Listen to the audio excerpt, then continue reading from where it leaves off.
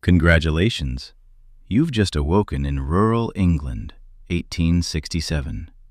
Not with the gentle chime of an alarm or the comforting hum of your own home, but with a jolt, as if roughly thrust back in time. The air in the tiny room is sharp, biting at your lungs with a cold dampness that seems to cling to every surface. Darkness still blankets the land outside, pressing against the small, uneven window panes, even as you blink awake on a lumpy, rustling straw mattress. The acrid scent of wood smoke and damp earth permeates the air, a constant reminder of where and when you are.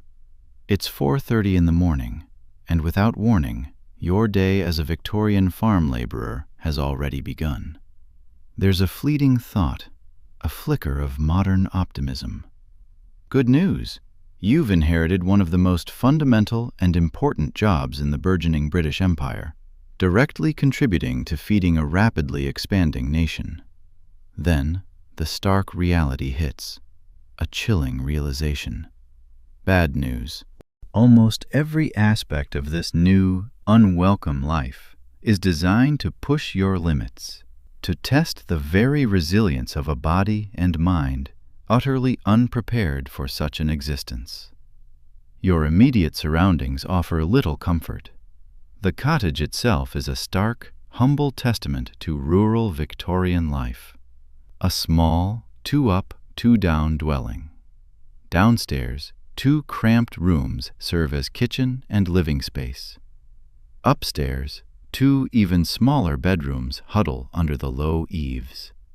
The thin glass in the windows rattles with a persistent morning breeze, and you notice several panes have been crudely patched with paper, a desperate fix where the glass has long since cracked or shattered. The roof above, you instinctively know, offers only token resistance to the frequent English rains, promising regular drips and a perpetually damp chill. Beneath your feet, there's no polished hardwood or soft carpet, no solid, even floor you're accustomed to. Instead, it's packed dirt, tamped hard by generations of feet, cold and sometimes unsettlingly damp, lending the entire dwelling a primordial, earthy smell. Outside, a whisper of the impending dawn touches the horizon, painting the eastern sky with a faint, steely gray. Frost glitters on the fields, transforming the mundane landscape into a transient, crystalline beauty that you have neither the time nor the inclination to admire. You sit up, your muscles protesting, and reach for the coarse woolen clothing laid out nearby. Pulling on the rough garments, a shirt and trousers, is an immediate assault on your skin. This isn't the soft, treated merino wool or the comfortable cotton of your own era. This wool is minimally processed, scratchy and unyielding, designed purely for function, warmth, and durability, rather than any semblance of comfort. The fabric feels heavy, slightly damp, and carries the faint odor of sheep and stale sweat. Both the shirt and trousers bear the marks of countless repairs. Patches stitched upon patches, a testament to the prohibitive cost and preciousness of clothing in a time when every stitch counted. A small coal fire smolders listlessly in the hearth, its faint glow barely pushing back against the omnipresent morning chill. It provides just enough warmth to take the very sharpest edge off the cold, but your breath still forms ephemeral clouds in the air as you move about the tiny cottage. The fire, you realize with a sinking heart, is paramount. It demands tending before anything else. Without coaxing it into a stronger blaze, there will be no chance of a warm, albeit meager, breakfast. No hot water for even a rudimentary wash. And, perhaps most crucially, no comforting warmth to return to later, after hours spent battling the elements. At least I can make a quick cup of coffee, a thought forms, a desperate echo from your modern life. But the hope is immediately dashed. You remember, with a bitter irony, that you're a farm laborer. While the wealthy gentry or prosperous merchants might indulge in coffee or tea with their morning repast, your reality is far more austere. For you, breakfast likely consists of a thin, watery porridge made from flour, perhaps a tiny pat of butter if you're fortunate, and water. It's a heavy, unappetizing gruel that settles like a lead weight in your stomach, offering essential calories for the brutal day ahead, but little flavor or comfort. You might, however, be allowed a small cup of ale, yes, even at breakfast. This isn't for revelry, but out of necessity. The local water sources are often unsafe, rife with unseen dangers, and the weak, small beer provides not only hydration, but also a few precious extra calories, a vital fuel for the relentless labor awaiting you. After choking down your unappetizing meal, the last remnants of modern expectation dissolve into the biting pre-dawn chill. There's no time to linger, no moment for adjustment or contemplation. The animals, your literal lifeline, demand immediate attention, their needs pressing and unforgiving. The day's labor, you sense, is a hungry beast that will not wait for your pampered modern body or mind to acclimate. You pull on your boots, stiff, unyielding leather things with dangerously thin soles that offer minimal protection against the cold, damp earth. Each step across the frosted yard to the small adjacent barn sends a jolt of cold up your legs. The barn, a structure of rough-hewn timber and leaky thatch, greets you with a chorus of impatient sounds. The lowing of the cow, the clucking and scratching of chickens, the guttural grunts of the pig from its muddy sty. These aren't merely farm animals, they are your partners in survival. The cow's milk, the chicken's eggs, and eventually the meat from your pig are crucial supplements to the meager wages you'll earn. Without these creatures, your family would undoubtedly face starvation during the lean months of winter. As you approach the cow with a three-legged wooden stool and a battered metal pail, her large, suspicious eyes watch your every clumsy move. You've never milked a cow before, have you? The process, you quickly discover, is far from the idyllic, simple image you might have held.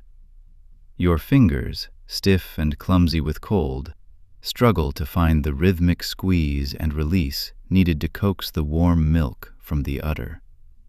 The cow shifts impatiently, a heavy hoof dangerously close to your vulnerable toes, a stark reminder of the animal's immense power. Several frustrating minutes later, your hands aching and raw from yesterday's unaccustomed labor, you manage to extract enough milk to half-fill the pail. It's a poor showing by Victorian standards, barely a quarter of what a skilled hand could achieve, but it's a start. A small, hard-won victory in a day filled with overwhelming challenges. By now, the first true light of dawn has finally pierced the horizon, painting the vast, silent landscape in fleeting shades of pink and gold. It's a breathtaking sight, a moment of profound, untouched beauty that would, in any other circumstance, fill you with awe. But the farm's relentless work schedule waits for no one, least of all a bewildered newcomer. You're already behind, the weight of expectation pressing down. The farmer who employs you, for most laborers didn't own their own land but worked for others, expects you in the fields by 6:30 a.m. There, you'll join other workers, their faces grim and determined, for a long day of whatever seasonal task dictates. The agricultural year is a harsh mistress, demanding different forms of torment with each turn of the calendar. In winter, it might be the repetitive, dusty, and lung-irritating work of threshing grain by hand in the barn, leaving your arms aching and your throat raw. In spring, as it is now, It's the back-breaking labor of plowing and sowing, pushing a heavy iron plow through soil that seems to actively resist your every effort. Summer brings the endless, mind-numbing task of weeding and tending to crops under a relentless sun, while autumn, the most intense season of all, demands every able body to work from the first sliver of dawn until well after dusk, racing against the clock and the threat of rain to bring in the precious harvest. Today is early spring, which means preparing the soil for planting. The farmer, a man whose face is etched with worry and the perpetual anxieties of his profession, meets you at the edge of the sprawling south field. His gaze, critical and unsparing, immediately registers your late arrival, though he says nothing. Words aren't needed.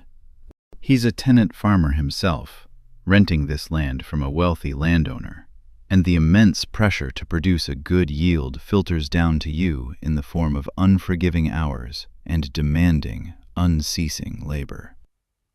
"We're turning the south field today," he states, his voice gruff, gesturing to a vast stretch of land that seems to ripple endlessly toward the horizon. "Take a spade and get started on the far end." You eye the tool he hands you, a heavy iron spade, its wooden handle worn smooth and dark by decades of use. This is not the lightweight, ergonomic garden tool you're familiar with from your modern life. This is a serious implement, a brutal extension of human will against the earth, designed for turning vast areas of compacted soil. Its weight is formidable. Your arms, already aching from yesterday's unseen labor, begin to protest the moment you lift it. There's a fleeting moment of historical context that offers a tiny sliver of good news. By the 1860s, horse-drawn plows were common on many larger, more progressive farms, alleviating some of the absolute most back-breaking labor. Yet the brutal, bad news quickly follows. Not all tasks can be done with a plow, and countless smaller farms, like this one, still relied heavily on manual labor for a myriad of essential jobs. Today, you are, unequivocally, part of that manual labor force. You trudge to the far end of the field, each step a fresh reminder of how utterly unprepared your modern body is for this brutal work. Your cushioned shoes, ergonomic chairs, and the general lack of physical demands in your everyday life have left you utterly defenseless against the raw strain you are about to endure. The first plunge of the spade into the soil requires far more force than you anticipated. The ground, still partly frozen from the lingering winter chill, resists your efforts with stubborn defiance.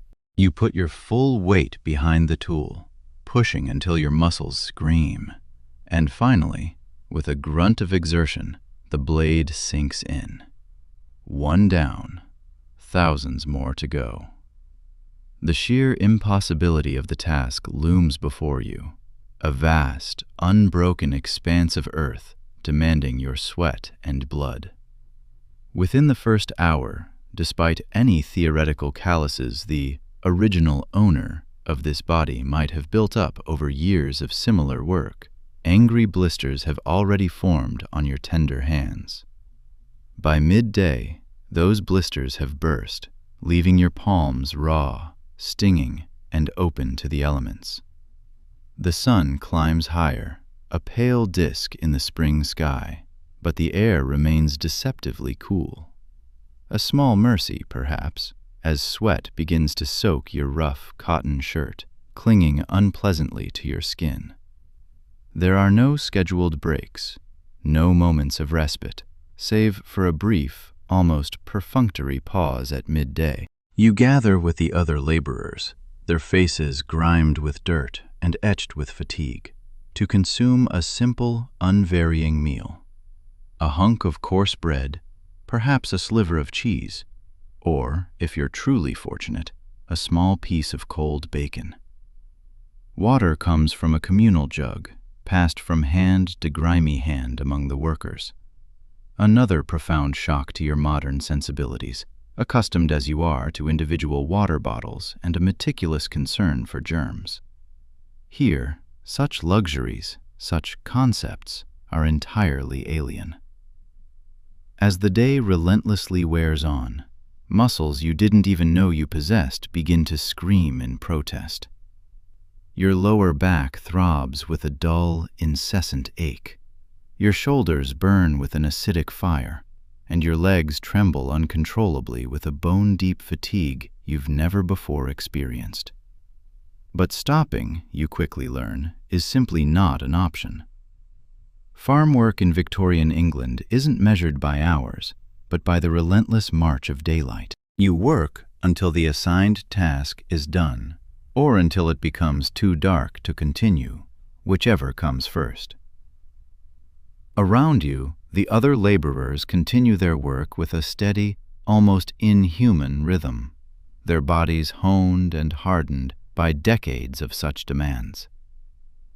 Many have been performing this exact kind of labor since early childhood, their frames shaped and molded by years of physical toil. Children as young as 6 or 7 would be expected to contribute to the farm's survival, scaring birds away from newly planted fields, gathering stones from the unforgiving earth, or helping with the all-important harvest. By age 12, most would be working almost full adult days, their childhoods a distant, forgotten memory. You notice one such child now, a boy, perhaps 10 years old, making his way across the field, carrying a heavy bucket of water to the parched workers. His clothes are a patchwork of mended fabrics, clearly too small for his growing frame, and his face is smudged with dirt. Yet, there's a resilience in his movements, a quiet determination in his young eyes that speaks volumes about his adaptation to this brutally hard life. This isn't just the way of farming. It's the stark, unvarnished reality of Victorian childhood for countless millions. The afternoon stretches out before you, an endless, agonizing expanse of time. Your modern concept of time, neatly governed by clocks, schedules, and convenient divisions, dissolves into a continuous, unbroken flow of labor. It's marked only by the sun's slow, agonizing position in the sky and the increasing, undeniable protests of your body. There are no smartphones to check, no music to distract you from the monotony, no podcasts to make the time pass more quickly. Just the repetitive, mind-numbing motion of the spade, the unyielding resistance of the soil, and the growing, terrifying certainty that you were simply not built for this life. By late afternoon, as the sun finally begins its slow, welcome descent toward the horizon, you've managed to cover perhaps half the area you were assigned. The farmer, his gaze still critical, frowns deeply at your meager progress, but again, he says nothing. Words aren't needed to convey his profound disappointment. The other, more capable workers will have to take up your slack, adding to their already considerable burden, a heavy weight of silent accusation that settles on your shoulders. As twilight finally approaches, a blessed relief, you are at last allowed to set aside your tools. You begin the long, agonizing trudge back to your humble cottage. Every single step is an immense effort, your muscles trembling uncontrollably with exhaustion, your hands raw and bleeding in multiple places. You, with your modern sensibilities and pampered physique, have completed less than a full day's work by Victorian standards. And yet, you are more physically depleted, more utterly broken, than you have ever been in your entire modern life. Back at the cottage, there's no hot shower waiting to soothe your aching, protesting muscles. Instead, there might be a small basin of cold, hard water for a cursory wash of your grimy face and bleeding hands before the evening meal. This, too, is another simple affair, perhaps a few boiled potatoes, some cabbage, and, if you are truly exceptionally lucky, a small, precious piece of salt pork or bacon. Meat, you quickly learn, is a rare luxury for farm laborers, often reserved only for Sundays or very special occasions. Your small vegetable garden and the few animals you tend are absolutely crucial supplements to this meager diet. Without them, malnutrition would be a constant, insidious companion, as it was for countless poor rural families. The immense physical demands of farm labor required a colossal intake of calories, but the paltry wages rarely stretched far enough to provide anything close to adequate nutrition. Even after eating, the day's toil is far from over. There are still evening chores. The animals need feeding again, perhaps wood to chop for tomorrow's fire, water to fetch from the distant well or pump. Even your children, if you had them in this new reality, would not be exempt from these tasks. In a Victorian farm family, everyone works. It is the only way to survive. When darkness finally falls completely, enveloping the cottage in an oppressive blackness, illumination comes from perhaps a single, flickering candle. Or, if you can afford the precious oil, a small, smoky oil lamp. This weak, flickering light is nothing like the bright, omnipresent electric lights you're accustomed to. Reading, if you are even literate in this imagined past, becomes an immediate strain on your aching eyes, and most activities requiring fine detail must simply wait for the precious daylight.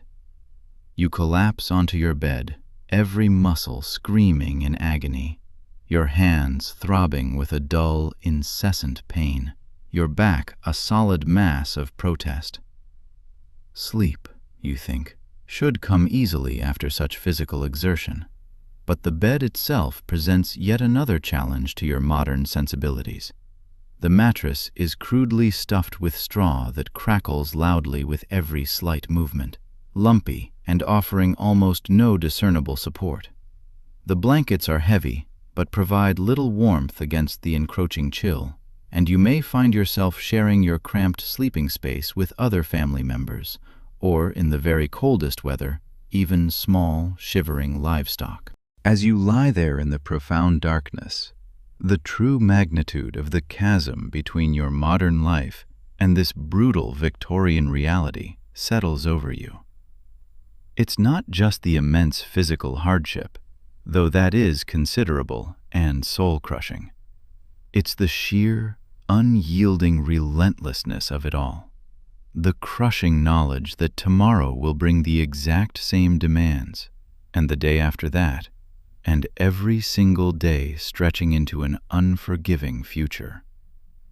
There are no weekends off, no paid vacations, no sick days. If you don't work, you don't eat. It's a simple, brutal equation, regardless of how your body feels about the arrangement. Farm laborers typically worked 6 full days a week, with only Sunday as a nominal day of rest. And even then, the animals, with their constant needs, still demanded tending. Holidays were few and far between, centered around religious observances or the hard-won celebrations of the harvest. The rhythm of life was dictated by the seasons and the sun, not the artificial constructs of the modern work week. And what about when illness strikes, as it inevitably will in an era before antibiotics, before modern sanitation, before effective medical treatments? A simple infection from those raw, bleeding blisters on your hands could swiftly lead to serious complications, even a fatal blood poisoning. A common winter cold could quickly escalate into a deadly pneumonia. A broken bone from a fall in the fields might mean permanent disability, condemning you and your family to destitution. The robust health safety net of the modern world simply does not exist here. There's no health insurance, no emergency rooms, no physical therapy to aid your recovery. You are entirely on your own. The cottage grows perceptibly colder as the night deepens. Perhaps you share it with mice, their tiny scurrying sounds a constant presence in the walls. Or worse, the bedbugs that were common, unwelcome inhabitants of almost all Victorian beds, their bites adding another layer of discomfort to your broken sleep.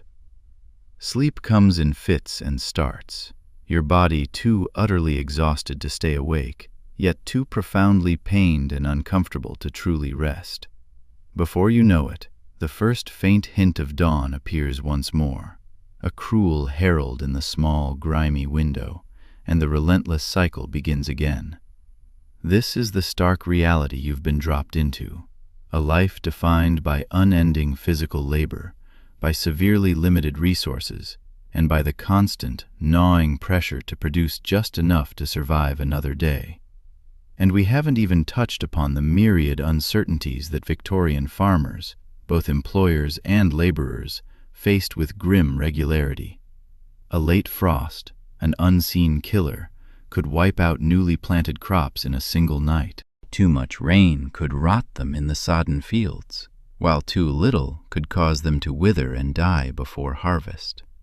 Animal diseases, swift and virulent, could decimate precious livestock, destroying a family's primary source of sustenance and income.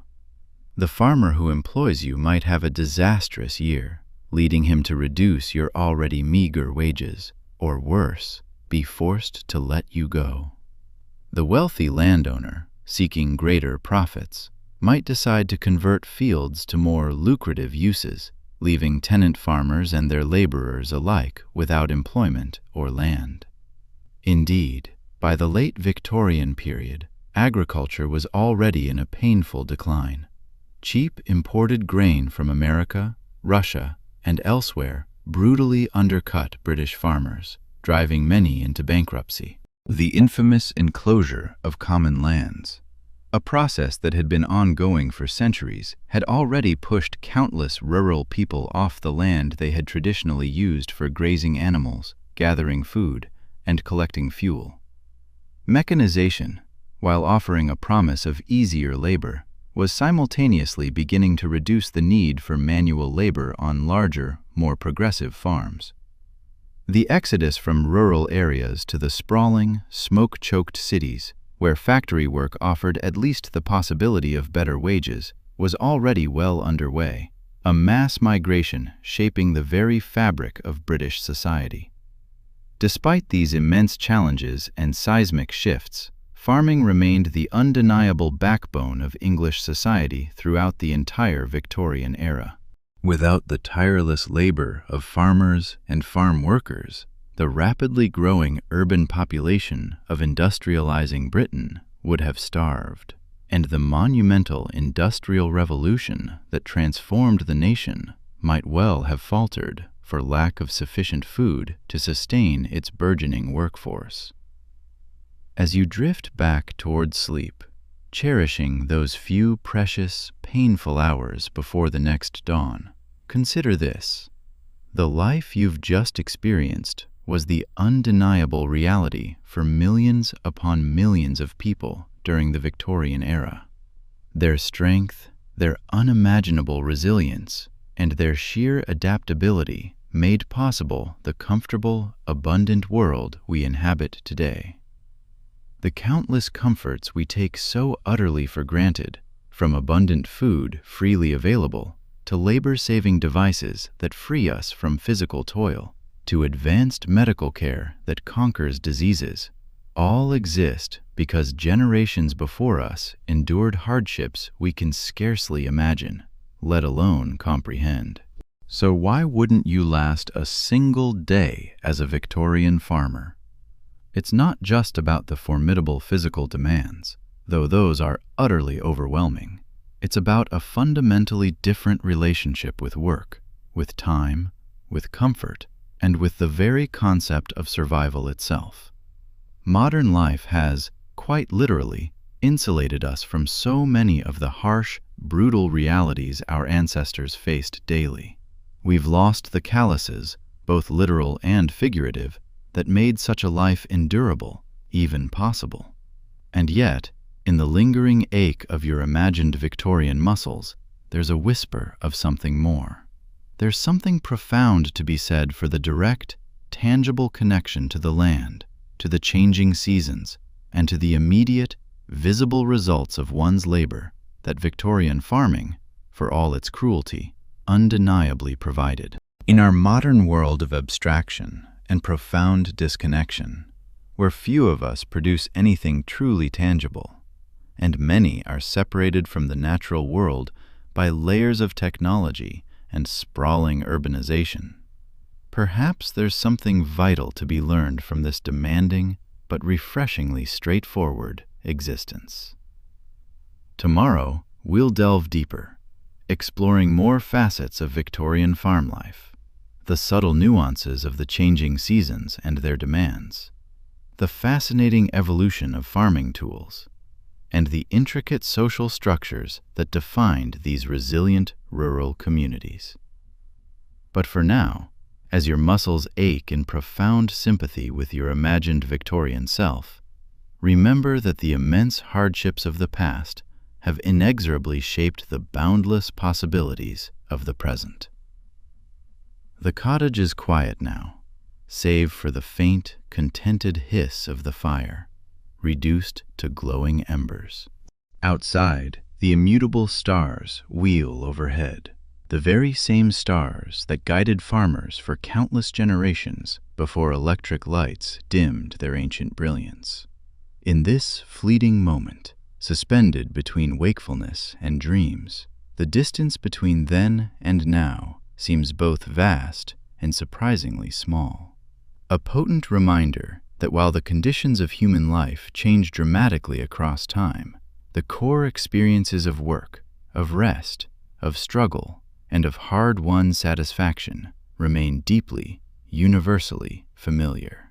Sleep well, knowing that tomorrow, unlike your Victorian counterpart, you can awaken to a world filled with choices and comforts utterly unimaginable in the 1800s. That, you realize with a deep sigh of relief, is the greatest luxury of all. The faint gray glow of morning sun filters through the small, uneven window of your cottage, marking the inexorable start of a new day in your Victorian farming life. As you attempt to stretch your aching limbs, every muscle protesting yesterday's unaccustomed labor, the changing seasons of farm life stretch before you like an unending, relentless cycle of challenges and small, hard-won victories. Spring on a Victorian farm brings with it a peculiar blend of both promise and peril. The fleeting good news is that the darkest, coldest, most brutal days of winter are finally behind you, and the land, with a primal sigh, is ready to burst forth into new, vibrant life. Yet the stark, bad news immediately follows. This season, with its deceptive mildness, paradoxically demands some of the most physically intensive, demanding work of the entire year. It requires the arduous preparation of fields and the careful, hopeful sowing of crops that will not yield their rewards for many long, uncertain months to come. The rhythm of the agricultural year, an ancient, immutable cadence, governs everything in rural Victorian England. Each season brings its own unique set of tasks, its own distinct challenges, and its own rare, small pleasures, all dictated with unforgiving precision by the unpredictable weather and the natural, relentless cycles of growth and harvest. As you step outside, the morning air is still crisp, but it now carries the rich, earthy scent of soil slowly warming under the gentle spring sun. Today, like most days in early spring, will be devoted to the essential, foundational task of preparing the land for planting. But first, before anything else, there are the animals to tend to, your daily companions, your partners in this grueling Victorian farming life. In the small, cramped barn attached to your cottage, the cow lows softly, a deep, resonant sound, her udder full and ready for the morning milking. You're slowly learning that Victorian farmers, despite the harshness of their lives, often maintained a surprisingly close, almost familial relationship with their livestock. These animals aren't just sources of food and income. They are often treated almost as extended family members. Each has a name, a distinct personality, and a temperament well known to their keepers. Your cow, Daisy, seems marginally more patient with your clumsy milking attempts this morning.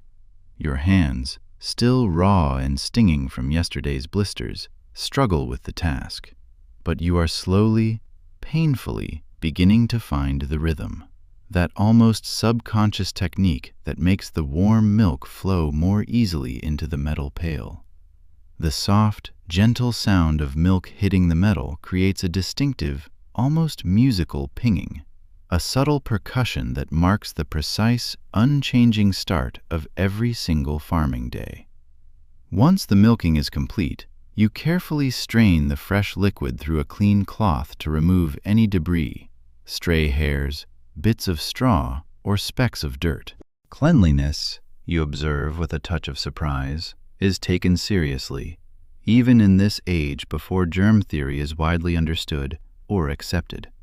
Some of the milk will be meticulously set aside in shallow pans, allowing the rich cream to rise to the surface, ready to be churned into butter, a laborious but essential task typically performed by the women and older children of the household. The rest, if you have enough to spare after your family's needs, might go to nearby houses, providing a small but crucial addition to your meager income.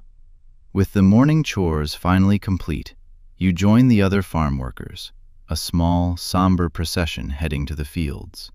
The tenant farmer, his brow furrowed with the anxieties of planting season, approaches with a different task for you today.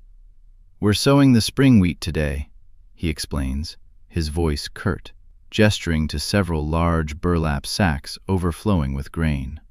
"The ground's ready in the north field." Spring sowing, you instinctively understand, is a critically important task, one that will fundamentally determine the success or failure of the coming harvest.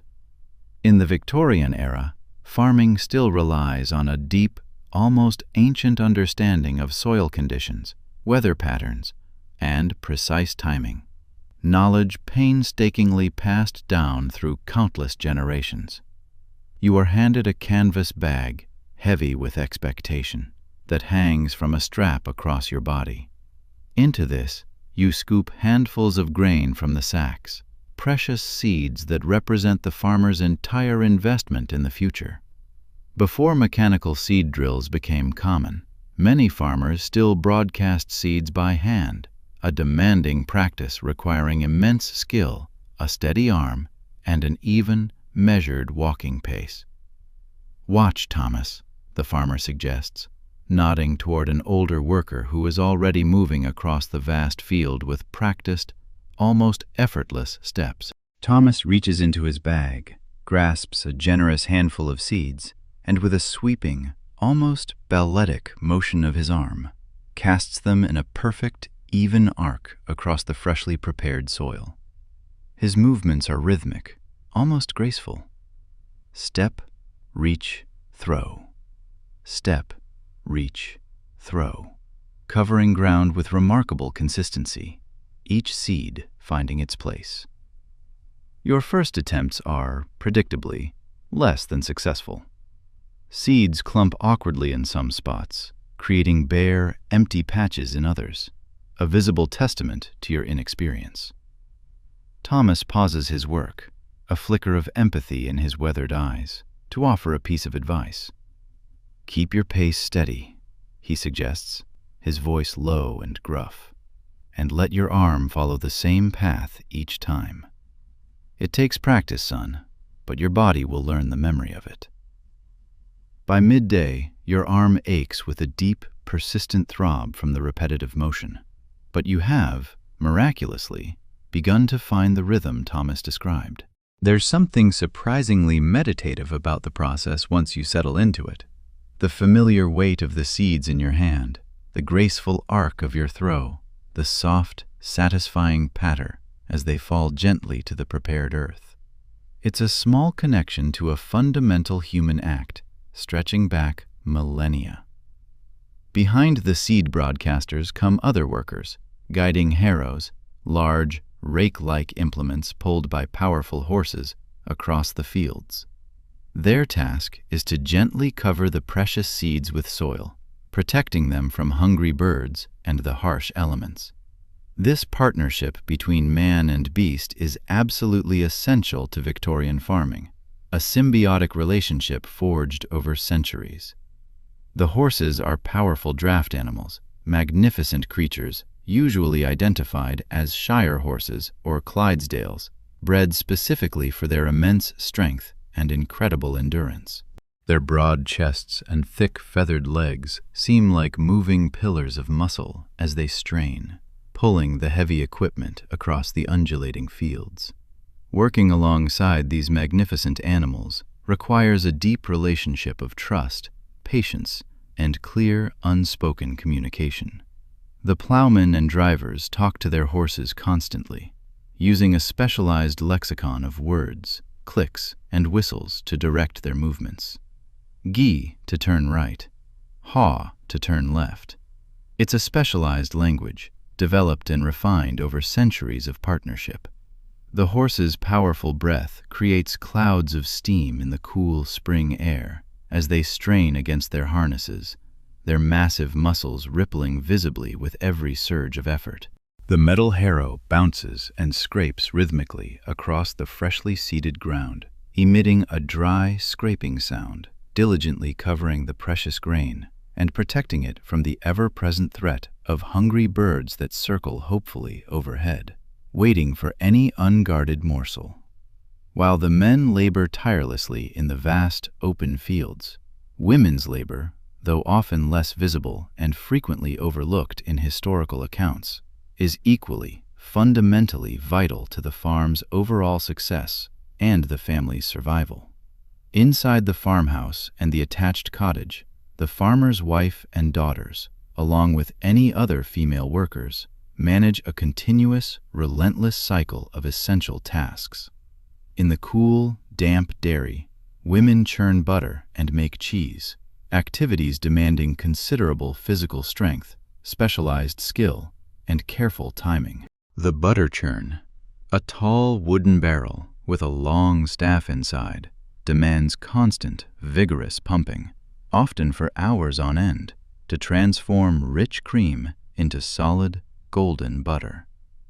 This is just one of many domestic duties, encompassing everything from cooking and cleaning to child rearing, maintaining the vegetable garden, spinning wool into yarn, mending and making clothes, and preserving food for the lean months.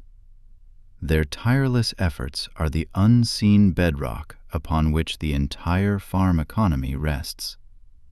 The women's day was a relentless dance of repetitive motion. Take butter making, for instance. It was an exhausting, arm-aching process, often stretching for hours as a wooden dasher was plunged up and down, agitating the cream. The air would grow thick with the lactic scent, and the rhythm of the work was a steady, monotonous beat, sometimes accompanied by soft songs or murmured prayers.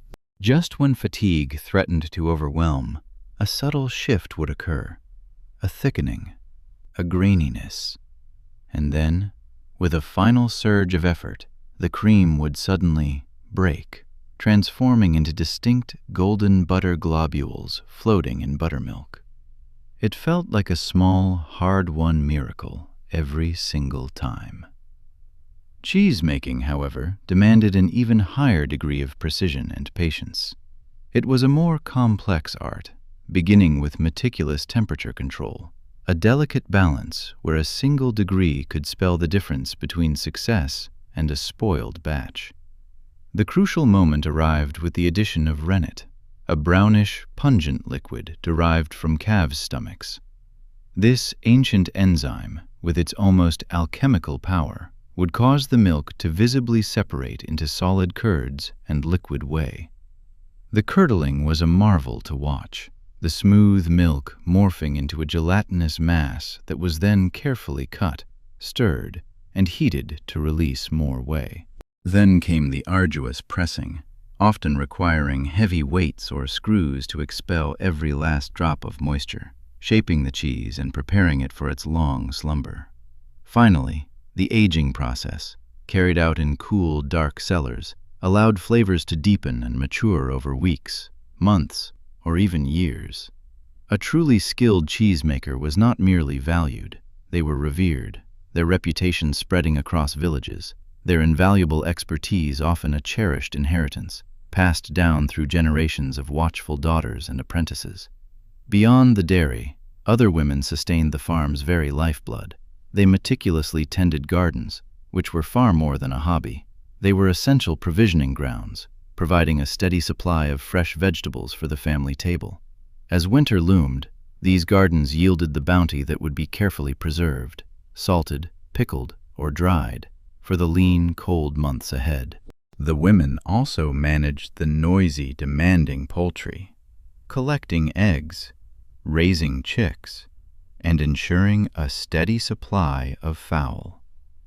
And always, there was the endless, cyclical rhythm of household tasks, the ever-present cooking over an open hearth, the constant battle against dirt and dust, the back-breaking laundry, scrubbing clothes by hand in cold water, the intricate mending and making of garments, and the ever-present, all-encompassing care of children, from infants to older siblings. This relentless domestic labor wasn't just a separate sphere of activity. It was the unseen, unwavering foundation that allowed the men's strenuous fieldwork to continue uninterrupted, fueling their bodies and sustaining the entire farm's economy.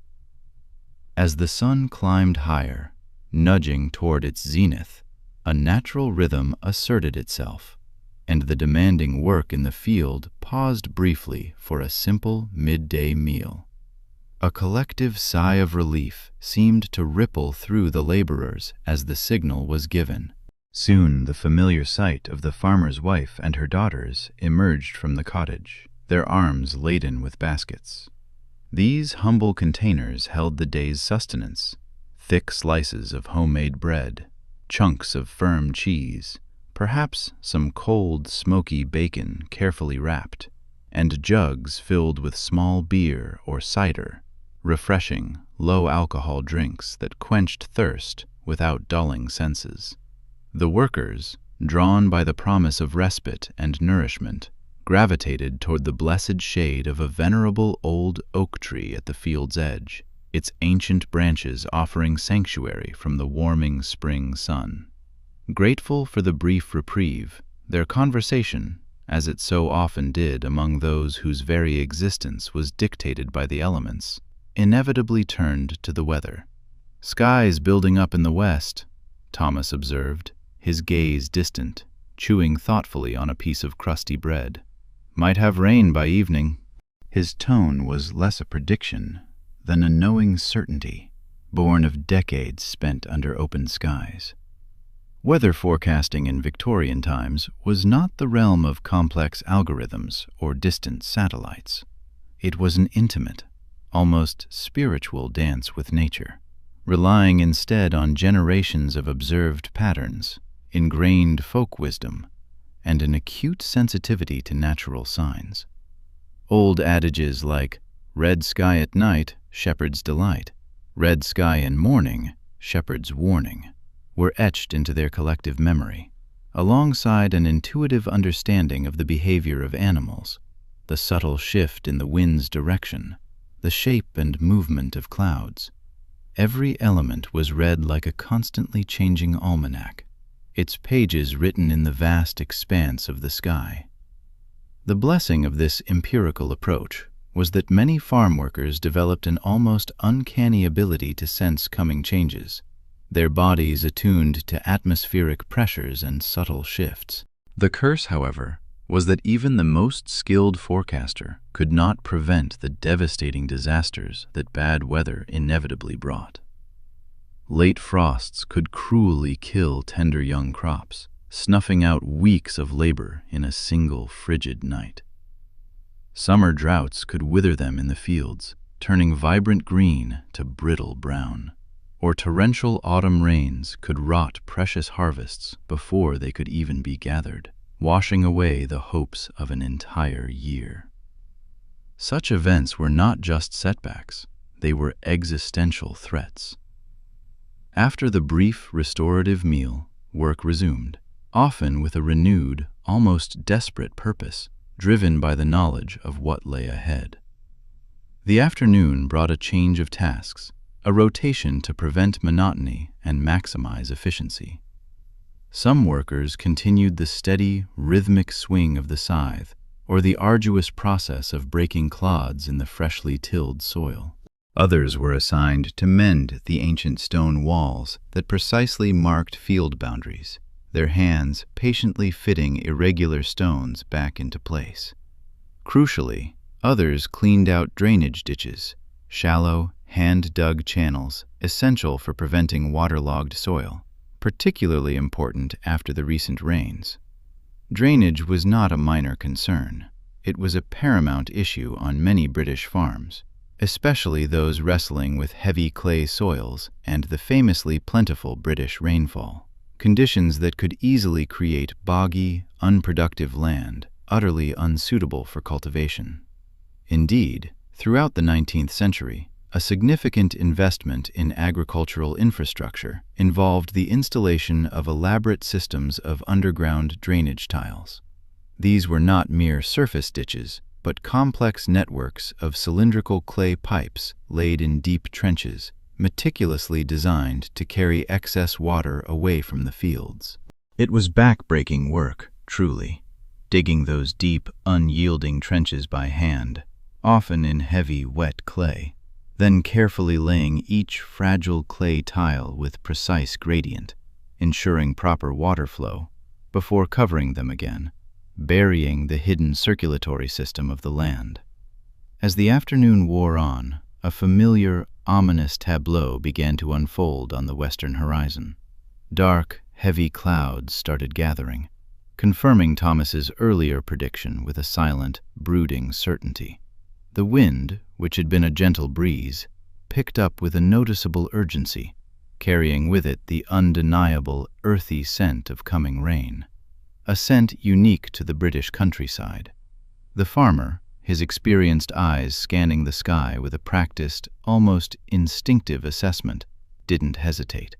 He called for the day's work to end earlier than usual, a decision not made lightly, for every hour of daylight was precious. "Get the tools in and the horses stabled," he directed, his voice cutting through the rising wind. "That's no spring shower building up." His words carried a stark warning. This was to be a serious storm, not a fleeting sprinkle. A sudden flurry of activity erupted as workers scrambled to secure equipment and bring in the invaluable animals before the deluge hit. Valuable tools, especially the iron implements, were gathered and carefully counted, each spade, hoe, and plow representing a significant financial investment for the farmer, too precious to leave exposed. The mighty draft horses, their day's labor finally complete, were unharnessed with practiced speed and led toward the comforting shelter of the stable. You found yourself helping Thomas lead a truly massive Clydesdale, a magnificent beast named Thunder, toward his stall. Each of the horse's enormous hooves, easily the size of a dinner plate, thudded heavily on the packed earth of the stable floor, a deep, resonant sound as he entered his stall with an almost palpable sigh of obvious relief. "Good lad," Thomas murmured, his calloused hand patting the animal's sweaty neck with affection. You've earned your rest today." The care of these working animals was not just a task. It was a critical aspect of Victorian farming, an almost sacred duty. Horses, in particular, represented both a major financial investment and the essential power source for almost all farm operations. Their feeding, meticulous grooming, and overall health were paramount priorities, often taking precedence even when human comforts might be lacking. A strong, healthy workhorse might be worth half a year's wages for a farm laborer, and their loss through injury or illness could be a catastrophic, unrecoverable blow for a small farm's operation. As you assisted Thomas in the rhythmic process of feeding and watering the horses, he continued to impart wisdom, knowledge distilled through decades of intimate farm work. "Always check their feet after a day's work," he advised, his voice low and steady, demonstrating how to carefully lift and examine each massive hoof for stones, cracks, or hidden injuries. "And watch how they're breathing. First sign of trouble often shows there." His hands moved with a quiet competence, a testament to years of observation and care. The stable's interior, now a haven, was warm. It was an inherently exhausting process, one that demanded hours of repetitive, strenuous motion. Your arms and shoulders would ache with a deep, persistent burn as you worked the churn, listening for the subtle change in the cream. You'd feel the liquid grow thicker, more resistant, until, with an almost magical suddenness, the fats would break, forming small, distinct globules of butter. It was a moment of profound satisfaction, a testament to sheer perseverance. Cheese-making presented an even greater challenge, a delicate art demanding precise temperature control and an intimate understanding of fermentation. It began with heating the milk, not too hot, not too cold, a precise warmth that encouraged the right bacteria. Then came the introduction of rennet, an enzyme traditionally sourced from the stomach lining of young calves, a precious commodity in itself. This seemingly simple addition initiated a complex chemical transformation, causing the milk to visibly separate into solid curds and liquid whey. From there, the curds were carefully cut, stirred, and pressed, gradually expelling more whey, before undergoing a crucial period of aging. A master cheesemaker was not merely skilled, but revered. Her knowledge of ripening conditions, mold development, and flavor profiles often the result of generations of accumulated wisdom, passed down from mother to daughter. This wasn't just a craft, it was a legacy. Beyond the dairy, women tirelessly managed other vital aspects of the farm's survival. They nurtured the kitchen gardens, cultivating a vibrant array of essential vegetables, carrots, onions, peas, cabbage, that would grace the family table and provide critical nutrients. As autumn approached, their focus would shift to the arduous task of preserving these foods for the lean winter months, employing methods like pickling, salting, drying, and making jams, ensuring the family had sustenance when fresh produce was scarce. They also tended to the poultry, gathering eggs, plucking feathers, and protecting the flock from foxes and other predators, a constant vigilance.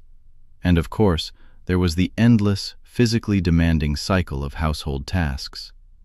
Preparing meals from scratch over an open fire. The back-breaking labor of washing clothes by hand with lye and cold water. Mending worn garments stitch by careful stitch. And the constant, attentive care of children. This ceaseless domestic labor wasn't simply housework.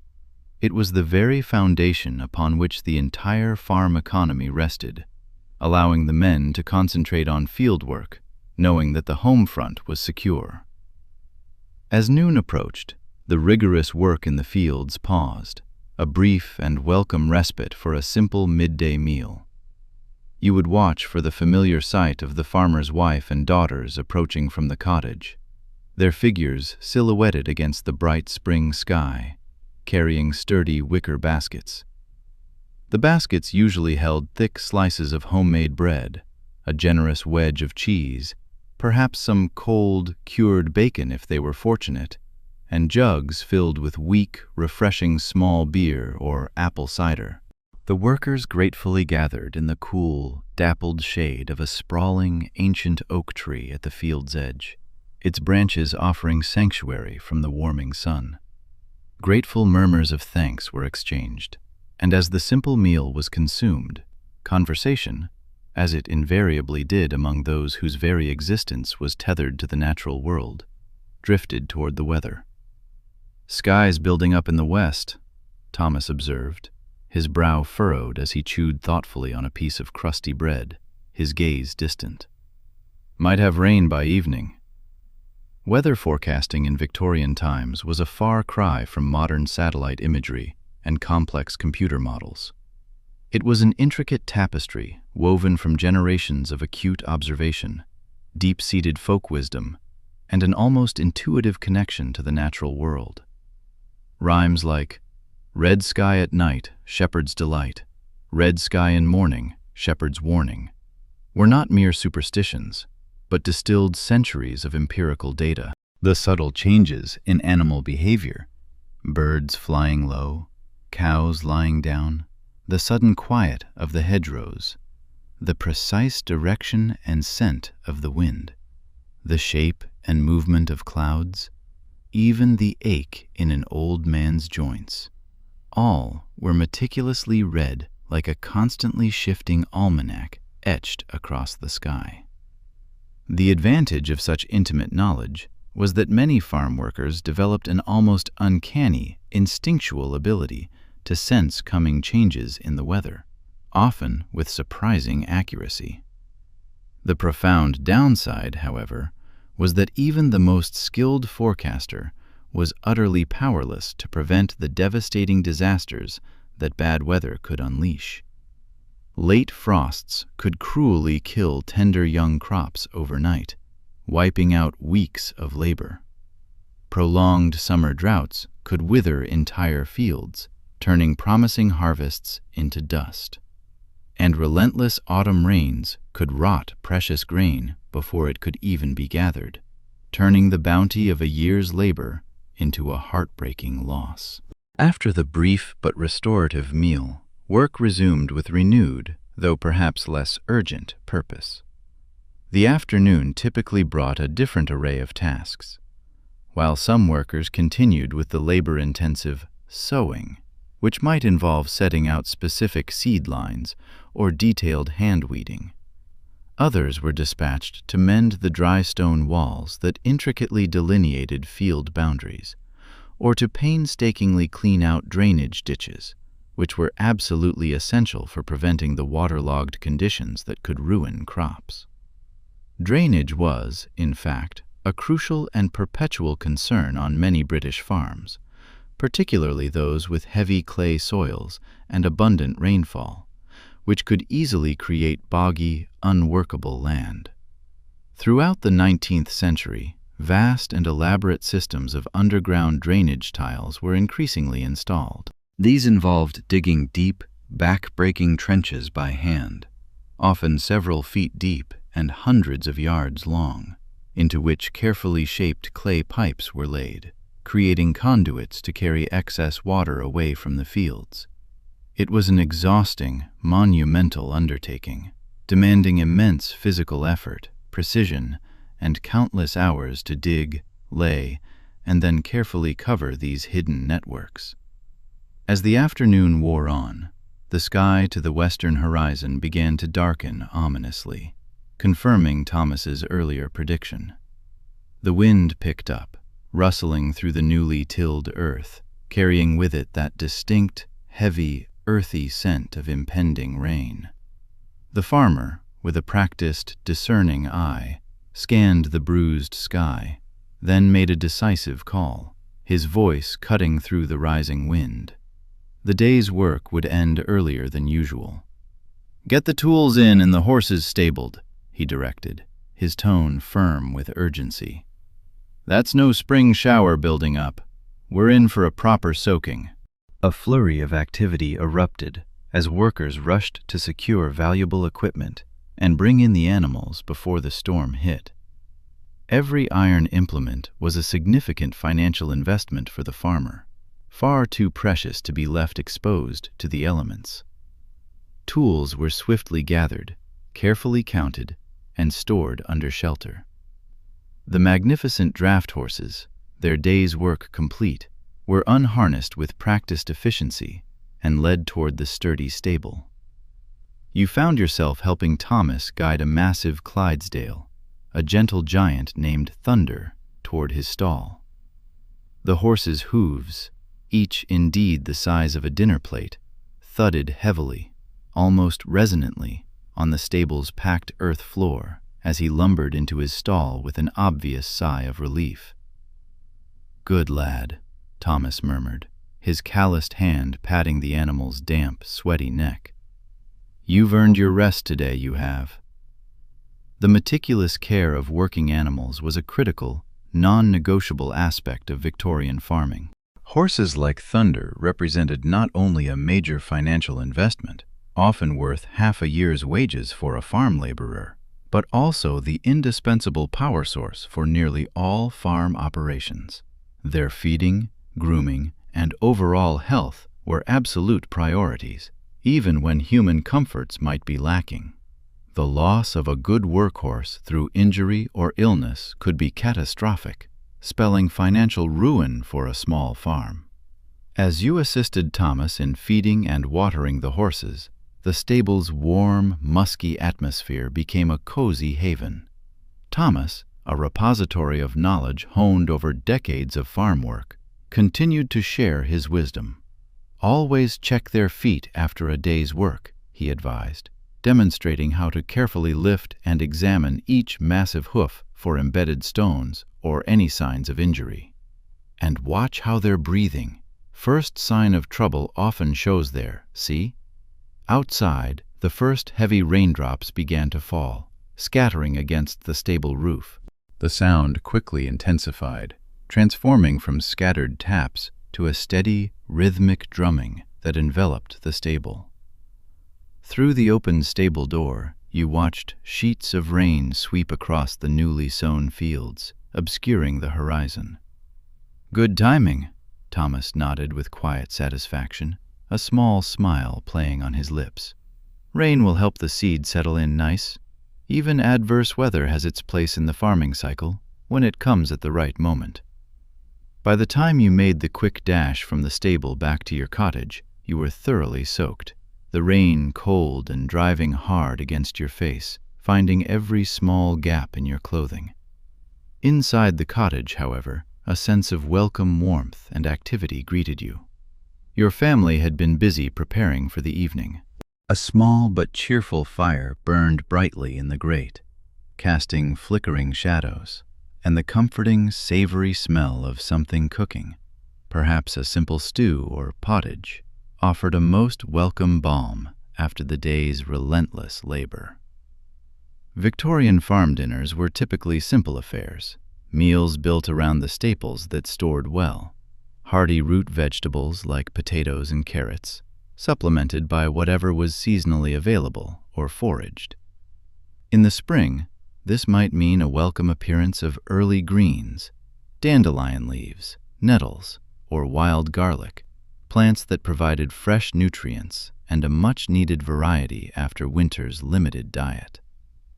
Meat remained a luxury, appearing perhaps only once or twice a week, and then in small, carefully rationed portions.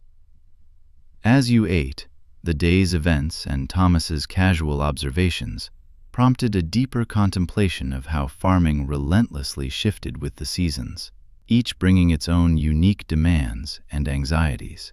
Spring's work, you realized, was almost entirely about preparation and planting, an act of faith whose rewards would not be realized for many months. Summer, though often bathed in sunshine, brought its own challenges. the constant, back-breaking battle against weeds that threatened to choke out precious crops, the vigilant care of growing animals, and, critically, the hay harvest. Haymaking was perhaps one of the most weather-dependent and communal tasks of the entire farming year.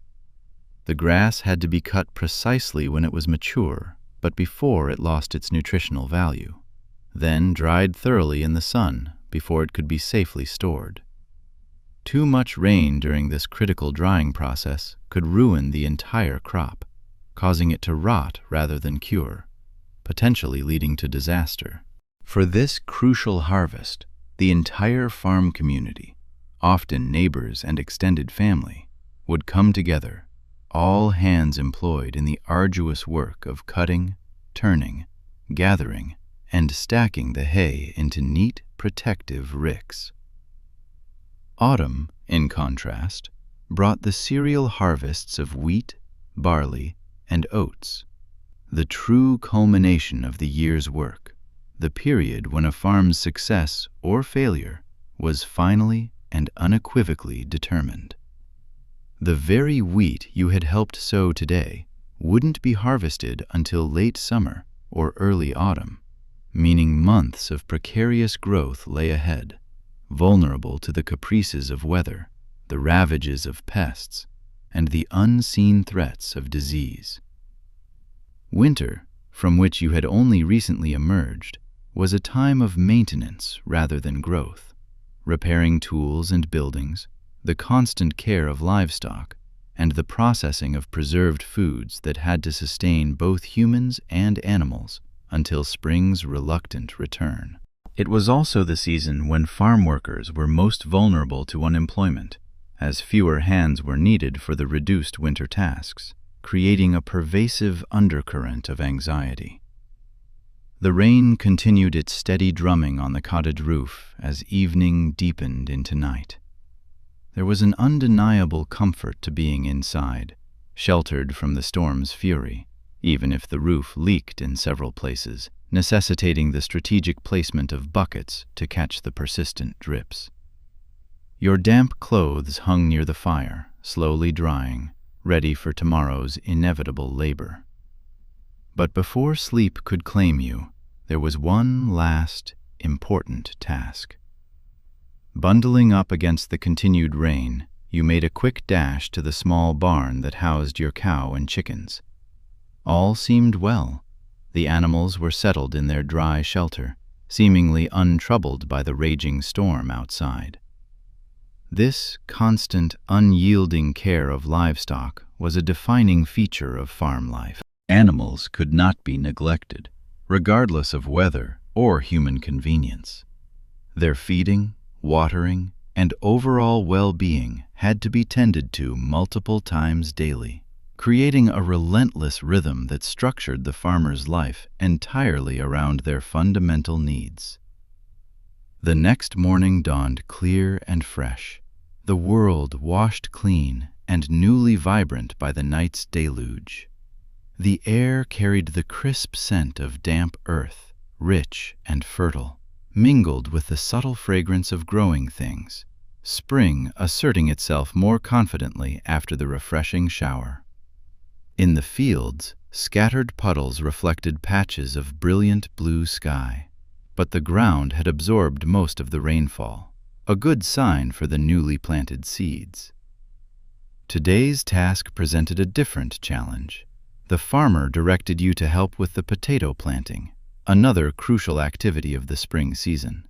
Potatoes had become increasingly important in Victorian agriculture, providing a nutritious, filling, and relatively easy-to-grow crop that yielded significantly more food per acre than grain. For farm laborers and their families, potatoes often formed the bulk of their diet, their versatility in cooking and their excellent storing ability making them an invaluable lifeline. The planting process was a carefully orchestrated teamwork. One person would walk ahead, guiding a special plow designed to dig long, shallow trenches. Others would follow behind, rhythmically dropping seed potatoes at regular, measured intervals into the newly turned earth. A third group would then meticulously cover the potatoes with soil, creating the distinctive raised ridges characteristic of potato fields. It was precise work, demanding careful attention to spacing and depth. Plant the potatoes too close, and they would compete for precious nutrients and space, yielding smaller crops. Too far apart, and valuable land would be wasted.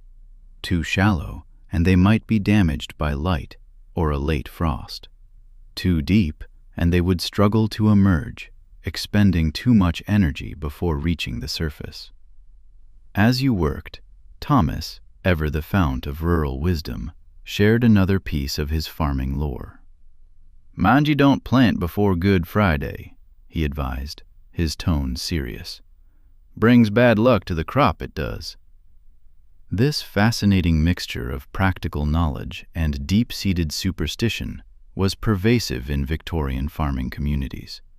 Christian traditions, ancient folk beliefs, and generations of observed patterns blended into a complex, often contradictory, guide for agricultural practice.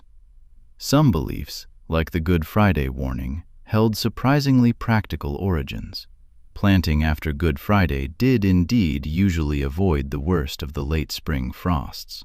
While others were purely superstitious, they were followed just as faithfully, rooted in a profound respect for forces beyond human control. The work continued until midday, your back aching with a deep, persistent throb from the constant bending and stooping. Victorian farming tools, while undergoing improvements throughout the 19th century, still required immense physical effort from their users. The Industrial Revolution, which had so dramatically transformed manufacturing, was much slower to reach agriculture, particularly on smaller farms where expensive, mechanized machinery simply wasn't economically viable.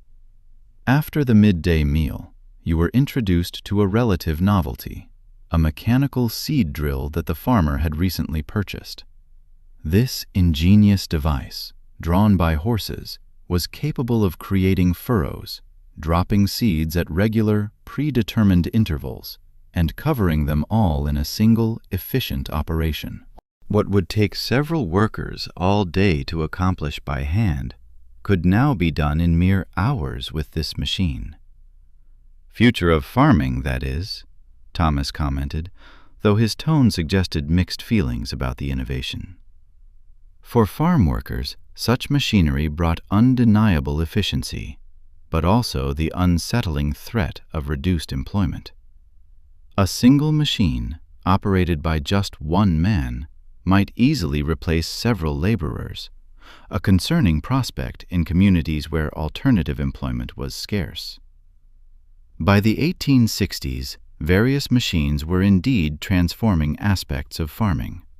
Mechanical reapers for harvesting grain, threshing machines that separated grain from stalks far faster than hand flailing, and even steam-powered equipment that began to replace horsepower on larger estates.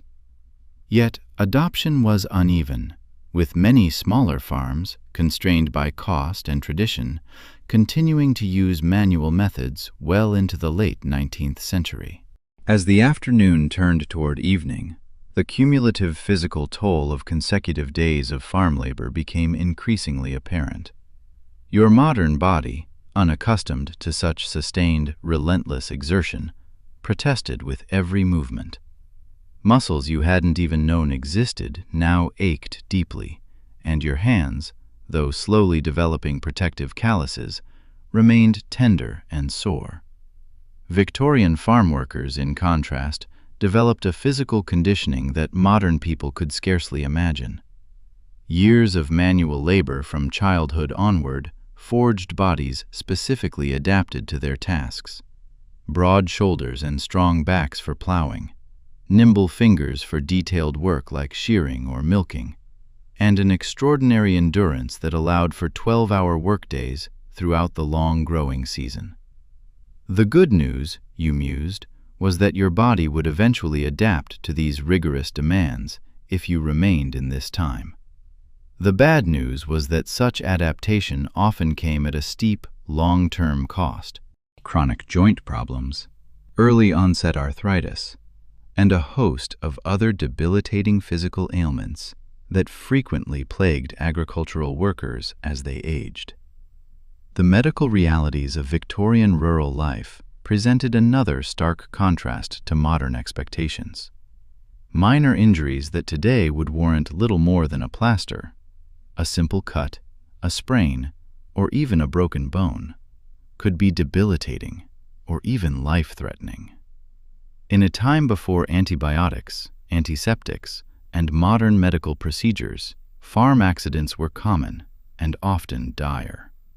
Horses could kick or trample, machinery could catch clothing or limbs, and tools could slip with devastating consequences. Even without overt accidents, the cumulative damage of hard physical labor took its relentless toll over time, aging workers prematurely. When illness struck, treatment options were tragically limited. Country doctors, if available at all, had few truly effective medicines and primitive diagnostic tools. Many rural families relied primarily on traditional remedies, herbal preparations, poultices, and treatments passed down through generations. Some genuinely effective, others merely superstitious, with little to no medical value, offering only false hope. The evening brought another essential aspect of Victorian farm life into sharp focus: the intricate social connections that tightly bound rural communities together. As you finished the day's work, one of the other laborers mentioned casually that the blacksmith's forge would be open late tonight, with several farmers expected to gather there. The village blacksmith was more than just a tradesman. He was a crucial pillar of agricultural communities. Not only did he create and repair the essential metal tools and implements that kept the farms running, but his forge often served as an informal gathering place, a hub where news was exchanged, local gossip shared, informal deals were struck, and community bonds were continually strengthened. As you approached, the blacksmith's shop glowed with a vibrant orange light, a beacon in the twilight. The rhythmic, powerful clanging of hammer on anvil was audible from a considerable distance, a primal sound echoing across the fields. Inside, the intense heat radiating from the forge created a welcome warmth, a comforting shield against the cool spring evening. Several local farmers and workers had already gathered, perched on makeshift wooden seats or leaning comfortably against the sooty walls, deep in animated conversation. These informal gatherings served multiple, vital purposes in rural Victorian society. They allowed for the crucial exchange of practical information, detailed weather observations, reports of crop conditions in various fields, news of livestock diseases to watch for, and even the latest breeding innovations. They also provided indispensable opportunities for workers to hear about employment possibilities for upcoming busy periods, or for farmers to arrange for extra labor. And perhaps most importantly, in an era long before electronic communications and mass media, they offered invaluable connection and a profound sense of community, warding off the isolation of rural life. The conversations you overheard were a rich tapestry of local concerns: a neighboring farmer's struggles after a poor harvest the previous year, eager speculation about market prices for the coming season, and animated discussions of new farming techniques being tried on a large estate several miles away. Politics inevitably entered the conversation occasionally, particularly concerns about the increasing flood of cheap grain imports from America, which were steadily threatening British farmers' livelihoods. This mounting economic pressure was beginning to profoundly transform British agriculture during the Victorian period. The repeal of the Corn Laws in 1846 had removed tariff protections for British grain, effectively opening up markets to foreign competition. As transportation improved, particularly with swift steamships regularly crossing the Atlantic, American grain, produced on vast, increasingly mechanized farms, began flooding British markets at prices local farmers simply couldn't match. The result was a gradual but profound shift in British farming practices.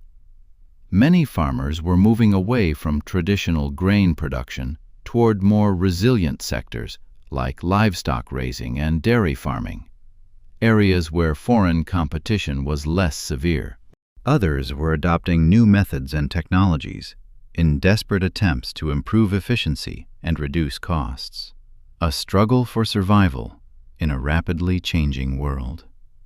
As the evening progressed, the blacksmith, a burly man with forearms like anvils, finished repairing a broken plowshare, the hot metal hissing dramatically as he plunged it into a barrel of water to cool. The conversation, too, shifted, lightening considerably. There was a lively recounting of the local cricket team's recent match. Cricket, surprisingly, was becoming increasingly popular even in rural areas.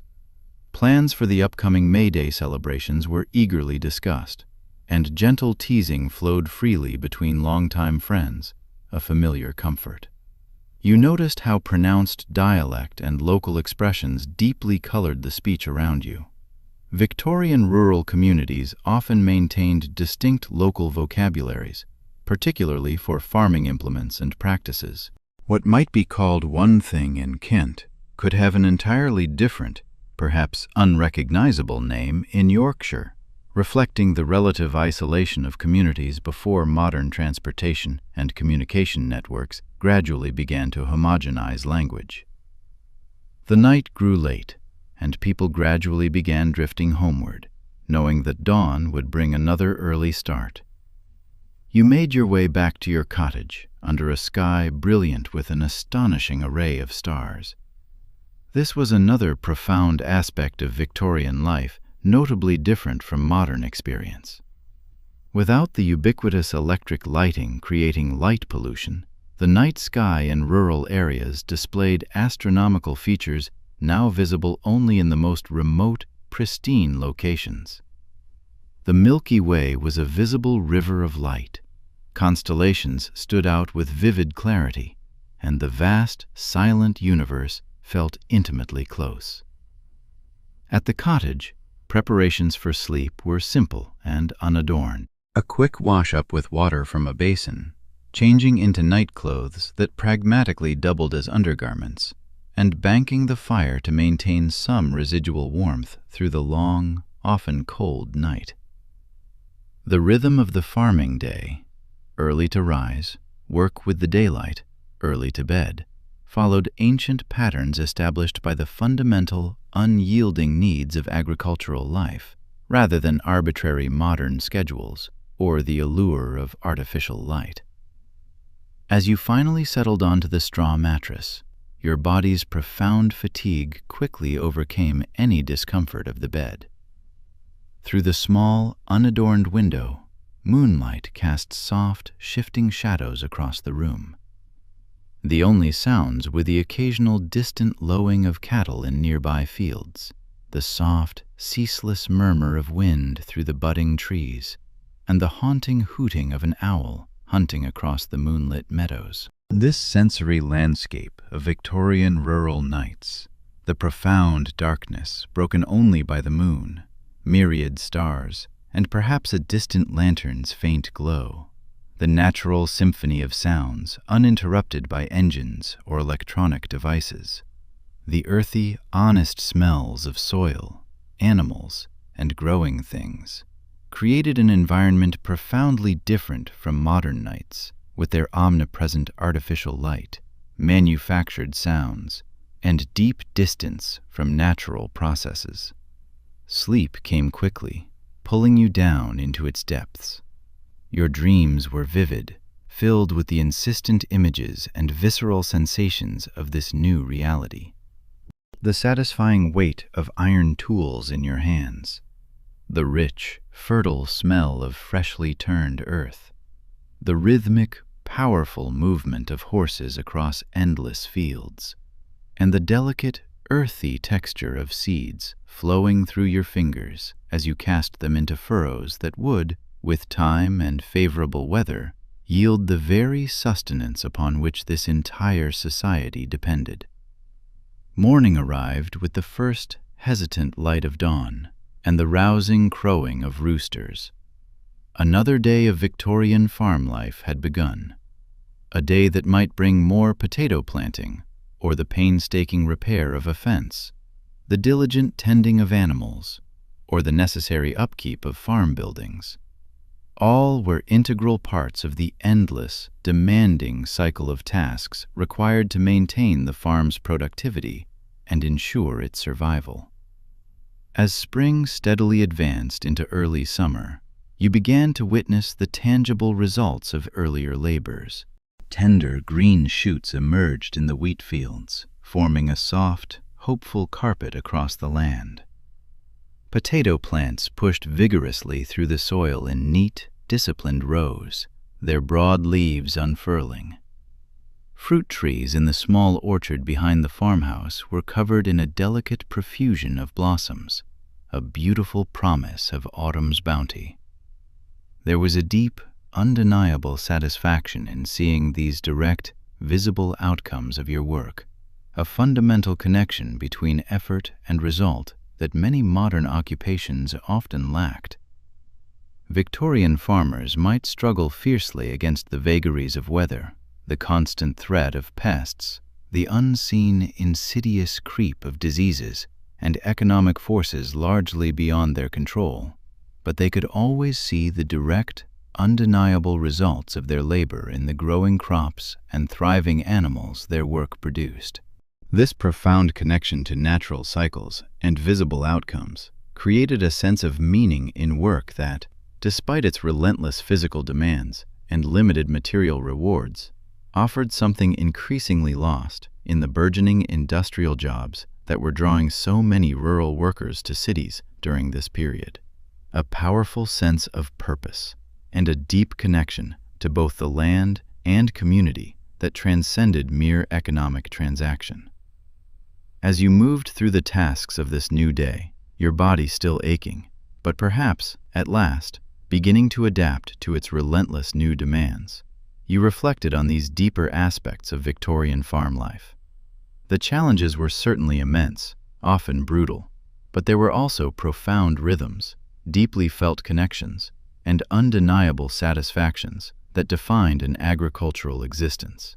This way of life was increasingly giving way to the industrial future, a transformation that would reshape British society in ways both promising and problematic for those whose lives remained inextricably bound to the land and its inexorable seasons.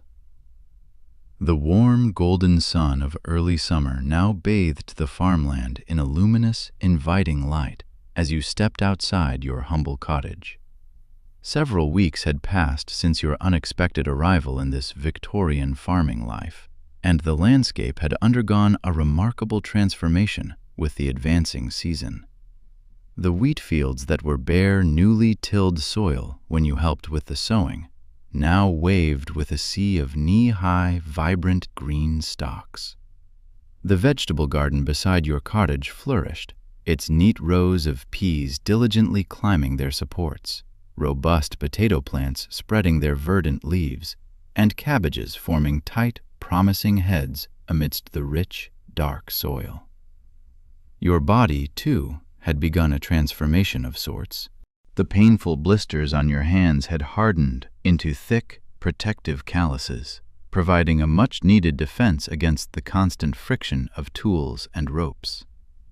Muscles that had initially screamed in protest at each day's grueling labor now accepted their fate more quietly, a dull, familiar ache rather than a sharp, insistent pain. Though the work remained demanding beyond anything in your modern experience, you had developed what Victorian farmers simply called condition, the lean, sinewy strength built not through deliberate exercise, but through consistent, unrelenting physical labor. Today brought a new and essential summer task, haymaking. The sweet, unmistakable scent of freshly mown grass drifted across the entire farm as you approached the sprawling meadow where work was already well underway. Haymaking was absolutely critical to Victorian farming success, for this dried grass would provide the indispensable feed for livestock through the harsh winter months when fresh grazing was unavailable. It was also one of the most weather-dependent and, significantly, one of the most communal activities of the entire farming year. "We've got 3 good days of sunshine ahead," the farmer announced, his voice filled with evident satisfaction, a rare smile gracing his lips. "Perfect timing for the hay harvest." This fortune with the weather was not merely beneficial, it was absolutely crucial. The cut grass had to dry thoroughly in the sun before it could be safely stored. Hay gathered while still damp could heat up dangerously in storage, sometimes enough to cause spontaneous combustion, a terrifying phenomenon that could destroy entire barns and even claim lives. Many a Victorian farmer lost everything, his livelihood, his home, his future, to such devastating fires, turning a year's good fortune into utter disaster in a single, terrifying night. The haymaking process began with the cutting of the grass, a task traditionally done with scythes.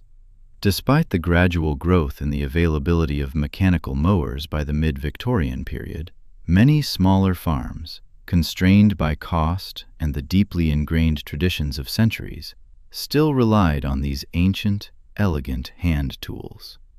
You watched as Thomas and other experienced workers swung their scythes in long, smooth, almost effortless arcs, the curved, gleaming blades slicing through the grass with a hypnotic, rhythmic swish. Scything was an art that took years, often a lifetime, to master. The mower had to maintain the precise angle of the blade, the perfect arc of the swing, and a steady, almost imperceptible forward pace, all while continually keeping the blade razor sharp to ensure it cut cleanly rather than tearing the grass. A truly good mower moved with an almost dance-like quality, using the whole body, the core, the legs, the shoulders, rather than just brute arm strength to power the blade, transforming an arduous chore into a graceful, powerful ballet. "Would you like to try?" Thomas asked, noticing your keen observation, a hint of challenge and amusement in his eyes. He offered his scythe, showing you how to grip the wooden handles, known as nibs or snaths, positioned along the long, curved wooden shaft. Your first attempts were, predictably, clumsy and frustrating. The blade would either catch awkwardly in the uneven ground, sending jarring vibrations up your arms, or it would skim uselessly over the top of the grass, failing to cut it properly. "Keep your body turning smoothly," Thomas advised patiently, demonstrating the gentle, twisting motion that provided effortless power to the swing. "And let the blade do the work. Don't force it, lad." After several frustrating, sweat-inducing attempts, a flicker of understanding ignited. You began to find a semblance of the rhythm, experiencing brief, exhilarating moments when everything miraculously aligned. Your body's movement, the arc of the swing, the bite of the blade, and the scythe sliced cleanly through a wide swath of grass. It was profoundly satisfying, this direct, unmediated connection between your body's purposeful movement and the immediate, visible transformation of the landscape, unmediated by engines or electronics. It was a feeling of agency, of belonging to this ancient, timeless rhythm of the land. The rhythmic sweep of scythes was men's work, a powerful dance of muscle and blade. But once the long grass fell, the labor transformed into a communal endeavor, with women and children becoming the diligent caretakers of the nascent hay. Armed with lightweight wooden rakes and smaller, hand-forged pitchforks, they fanned out across the meadow, meticulously spreading the fresh-cut material. Their task was crucial, to ensure every strand dried evenly under the sun's benevolent gaze. This required constant vigilance, turning the hay several times a day, patiently exposing its damp undersides to the warmth and the gentle breeze. The air, thick with the intoxicating perfume of drying grass, promised winter sustenance. But this intricate ballet with nature depended entirely on the whims of the sky. The entire process demanded a rare gift in England's notoriously fickle climate: at least 2 or 3 consecutive days of clear, unbroken sunshine. The anxiety, a subtle undercurrent beneath the industrious hum, was always present, a silent prayer for fair weather. The meadow, normally a quiet expanse, transformed into a vibrant hub of activity, a temporary village rising from the golden stubble. Workers of all ages converged, each contributing to this critical harvest.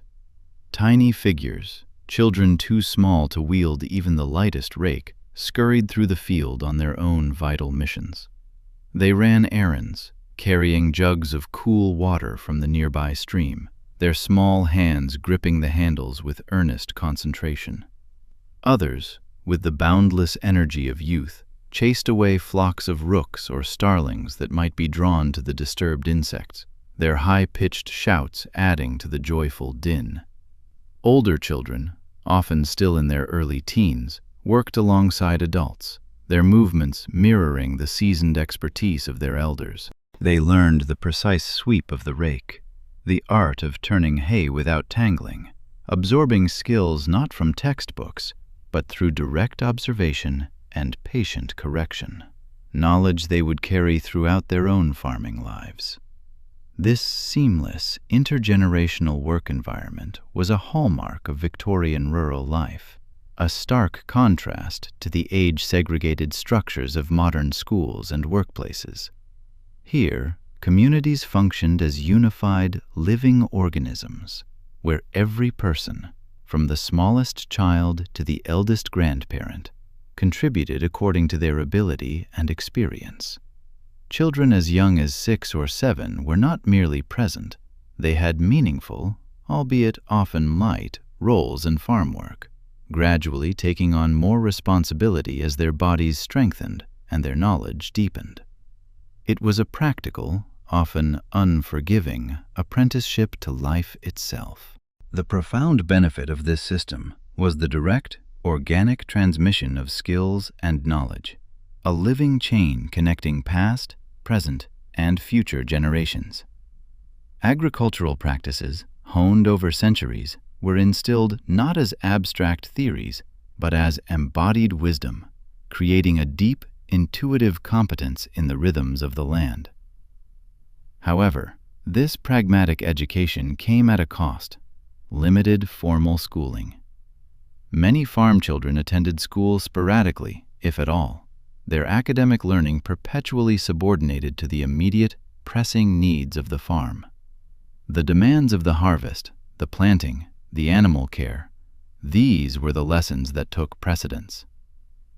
By the mid-Victorian period, however, a growing awareness of the need for broader education sparked efforts to improve rural schooling. The Education Act of 1870 eventually established a framework for schooling children aged 5 to 13, a monumental step. Yet its full impact was slow to materialize, and it wouldn't be until the early 20th century that education truly became universal and compulsory across Britain. During your time in the 1860s, a decade before the Act, the reality was simpler and harsher. Many farm children still received only the barest essentials of literacy and numeracy before the relentless demands of full-time farm work claimed them entirely. As noon approached, a welcome sight appeared at the meadow's edge. The farmer's wife and her daughters, their aprons rustling, emerged from the distant farmhouse, laden with large woven baskets and heavy earthenware jugs. This was the signal for the midday meal, a cherished tradition for the haymakers. Recognizing the sheer intensity of the labor, haymaking days traditionally featured food that was significantly better and more substantial than the usual daily fare. It was a tangible reward, a moment of special indulgence. Instead of the customary bread and cheese, there might be thick slices of cold roast meat, savory pies brimming with local ingredients, or even a rare slice of sweet cake. These delicacies were accompanied by the ever-present cider or small beer, a low-alcohol brew considered a vital part of a working man's diet for its perceived strength and hydration. The meal was taken in the blessed shade of a hedgerow or the broad canopy of an ancient oak at the field's edge. Workers sprawled on the sweet-smelling, recently cut grass, their tired bodies finding temporary repose. Conversation flowed easily, punctuated by laughter and the clinking of mugs. The shared physical exertion, the collective triumph over the land, forged a powerful camaraderie, momentarily bridging the usual unspoken social divisions. Even the farmer himself, typically a figure of authority and distance, might join the workers for this communal meal, sitting among them rather than retreating to his own separate dwelling. The urgent, unifying work of the harvest temporarily softened the rigid lines of class, but the respite was brief. After the last crumbs were swept away and the final sips of cider drained, work resumed with renewed, almost desperate urgency. The afternoon sun beat down mercilessly, a golden hammer on the fields, and he felt the familiar dampness of sweat soaking through your shirt as you rejoined the turning crew, your wooden rake moving in practiced arcs. The physical demands were considerable, a relentless ache in muscles you hadn't known existed. Yet, despite the arduousness, there was an undeniable festive quality to haymaking, a spirit of collective purpose far removed from the solitary tasks of other seasons.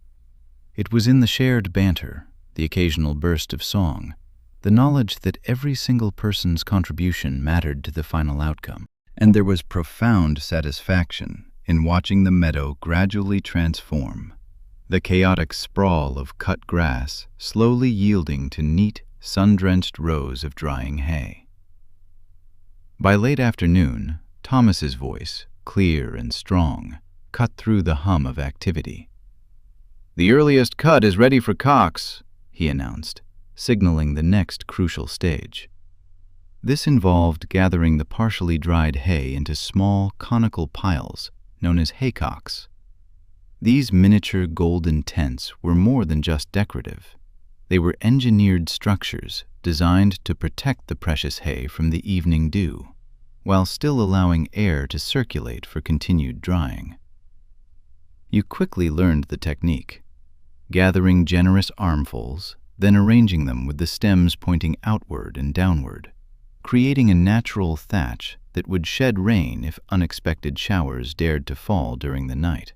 As the last rays of sunlight stretched across the fields, hundreds of these haycocks dotted the landscape, silent sentinels of the day's arduous, successful work. As you walked back toward your cottage in the mellow evening light, your body a symphony of aches, yet infused with a deep, primal satisfaction from the day's accomplishments, you noticed a flurry of activity at a neighboring farm.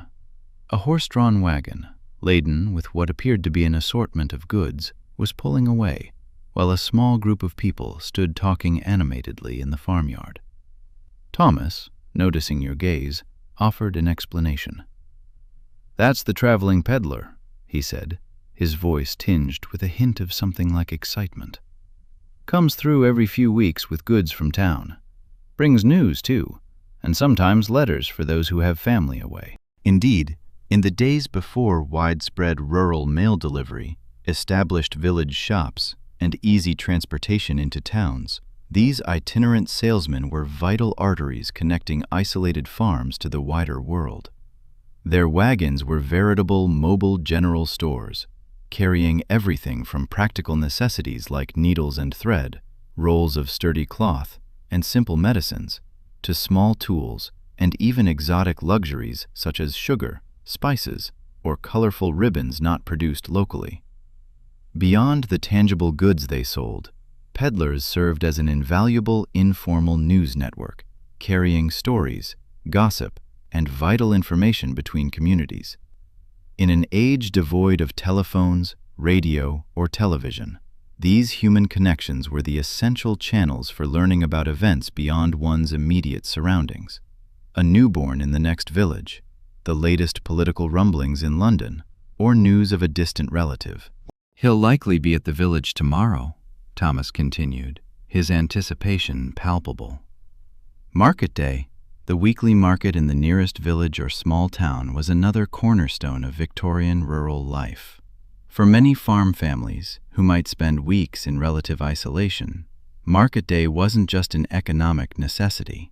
It was the primary social event, the only regular opportunity to sell their surplus produce, purchase indispensable items, and, perhaps most importantly, connect with the wider community beyond their immediate neighbors. The next morning, before the sun had fully cleared the horizon, you completed your essential chores at dawn, feeding the chickens, drawing water, perhaps milking a cow. With your tasks done, you were granted permission to visit the village market, a rare and welcome excursion. The walk stretched for about 3 miles along winding lanes, bordered by ancient hedgerows, now dusted white with the fragrant blossoms of hawthorn. The air was sweet with their scent, humming with the industrious buzz of insects flitting between flowers. As you drew closer to the village, the market made its presence known long before you saw it. A rising cacophony of human voices, the bleating of sheep, the lowing of cattle, the squeal of pigs, and a general joyous commotion that unmistakably marked this important weekly gathering. The usually tranquil village center had undergone a profound transformation, blossoming into a bustling hub of commerce and vibrant social activity. Farmers, with faces weathered by sun and wind, proudly displayed their produce on rough-hewn wooden tables or directly from the backs of their carts. The offerings were a testament to the bounty of the land: mounds of earthy vegetables, ripe seasonal fruits, baskets overflowing with fresh eggs, creamy butter, pungent cheeses, and, on occasion, cuts of fresh meat. In a dedicated section, livestock sellers clustered, their sheep, pigs, or cattle temporarily penned for inspection by discerning potential buyers, the air thick with the smell of animals and the murmur of negotiation. Craftsmen, too, had their places, offering an array of practical items: sturdy woven baskets, simple pottery, or intricately carved wooden implements, all essential tools for farm and household tasks. The transactions you observed were a fascinating blend, relying less on currency than you might have expected. While coins certainly changed hands for some purchases, many exchanges involved direct bartering, a testament to the community's resourcefulness. Eggs might be traded for a length of cloth, a promise of future labor offered in exchange for a set of new tools, or surplus vegetables swapped for preserves or other foods that one's own farm didn't produce. This informal economy thrived alongside the more formal cash transactions, creating a resilient system that allowed community members to meet their needs even when hard currency was scarce. It relied heavily on direct, personal relationships and a deep well of trust built over years of interaction, a stark contrast to the anonymous, impersonal transactions of modern commerce. Beyond its crucial economic function, market day served even more profound social purposes. For farm families who might spend days, even weeks, without seeing anyone outside their immediate household, this was a cherished opportunity. It was a chance to exchange news, to arrange future cooperative work like shared harvests, to discuss common problems with crops or animals, to seek advice from more experienced neighbors, and to continually reinforce the intricate community bonds essential to rural survival. You noticed how these interactions followed invisible yet clearly understood social patterns. The farmer's wife, a keen businesswoman selling her butter and eggs, greeted different customers with subtle variations in her manner, reflecting their relative social positions. A prosperous tenant farmer received deference from laborers, while himself showing respectful acknowledgement to the local landowner, who might make a brief, ceremonial visit to the market. Children, weaving through the crowded stalls on errands for their parents, were already absorbing and learning the complex social choreography that would guide their adult interactions, understanding the unspoken rules of hierarchy and respect. As you browsed the market stalls, a rich tapestry of conversations unfolded around you, revealing the constant concerns and anxieties that permeated Victorian farming communities. "Lost 3 lambs to that fox," one shepherd grimly told another, shaking his head. "Set traps, but the cunning devil avoids them all." Wildlife predation, a relentless and often devastating threat, represented a significant drain on farm profits. Foxes, weasels, and various birds of prey took a regular toll on poultry and young livestock, a constant battle that farmers waged with limited means. Another conversation turned to crop diseases, a different kind of invisible enemy. "My neighbor's potatoes are showing the blight already. Hope it doesn't spread this year."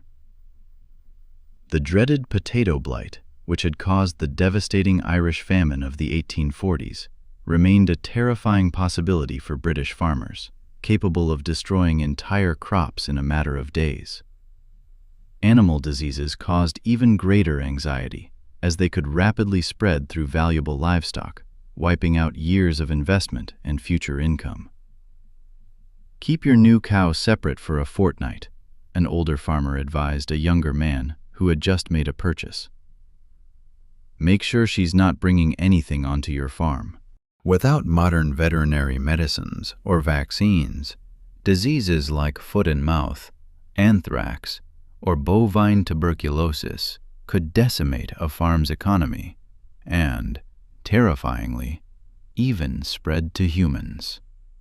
These everyday concerns, predators, plant diseases, animal illnesses, represented constant, unpredictable threats to agricultural success, requiring not only vigilance and traditional knowledge, but also robust community information sharing to manage.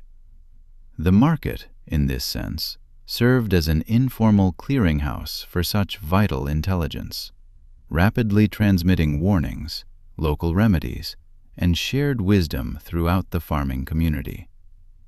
As noon approached its peak, the pub adjacent to the market square began to fill, first with a trickle, then a steady stream of farmers and traders seeking a well-earned break from their business. While Victorian temperance movements were beginning to gain traction and influence drinking habits, alcohol, particularly beer and cider, remained deeply central to rural social life. For working men, it was considered a normal part of daily consumption, often viewed as providing necessary calories and hydration for intense physical labor. Inside the pub, as drinks flowed, conversations grew louder, more animated, and filled with robust laughter. Here, you observed another crucial aspect of market day, the informal negotiation of labor arrangements and even land usage. A farmer might be overheard arranging to hire extra help for an upcoming harvest, sealing the deal with a nod and a pint. Two neighbors, perhaps after a long-standing disagreement, might finally resolve a dispute about drainage between their fields, finding common ground over a shared jug. A cooper, the skilled barrel maker, might agree to supply new containers for the autumn apple pressing, the payment to be partly in cash and partly in the resulting cider. These informal arrangements, often sealed with nothing more legally binding than a firm handshake, formed the intricate, self-regulating infrastructure of rural communities. Without lawyers or written contracts, such verbal agreements carried the full weight of community enforcement. Breaking one's word could result in irreparable damage to one's reputation, leading to significant future difficulty in finding work or reliable trading partners. As the afternoon progressed, the market slowly began its winding down. Farmers meticulously packed unsold goods back into their carts, the piles of produce dwindling. Livestock were led away, destined for new pastures or the butcher's block, and the village center gradually shed its bustling activity, returning to its usual, quieter state. Before beginning the walk home, you allowed yourself a few small purchases: a utilitarian bone comb, some sturdy thread for mending, and, as a rare and precious treat for the cottage, a single, perfectly ripe orange. The long road back to the farm offered ample time to reflect on the intricate social complexity you had witnessed. Despite its apparent simplicity when compared to the burgeoning chaos of modern urban life, Victorian rural society operated with remarkably intricate systems of mutual support, interwoven obligations, subtle status recognition, and vital information exchange. These systems, not formally legislated but developed and refined over generations, created an extraordinary resilience in communities facing constant and often unforgiving challenges, from unpredictable weather, devastating diseases, and relentless economic pressures. Returning to the farm, you found haymaking continuing apace in your absence. The continued sunshine had done its work. The hay was drying beautifully, and preparations were now underway for the final, most critical stage, gathering it into secure storage for the long, lean winter months. This process involved either building immense, artfully constructed stacks directly in the fields, or transporting the dried hay to the barn, where it would be carefully arranged in the loft to maximize storage space while ensuring proper ventilation. Building a proper haystack was itself an ancient skill, requiring specialized knowledge and an almost architectural precision. The stack had to be constructed to shed water through its precisely angled sides and conical top, maintain its structural integrity through months of settling, and, crucially, allow for internal ventilation to prevent dangerous spontaneous heating that could lead to combustion. The best builders of haystacks were highly respected specialists in farming communities, their expertise sought after during every harvest season, their reputation built on the enduring quality of their work. You joined the crew loading the dried hay onto a sturdy wagon for transport to the barn. Using long-handled pitchforks, workers rhythmically lifted massive forkfuls of hay to a person standing atop the growing pile on the wagon.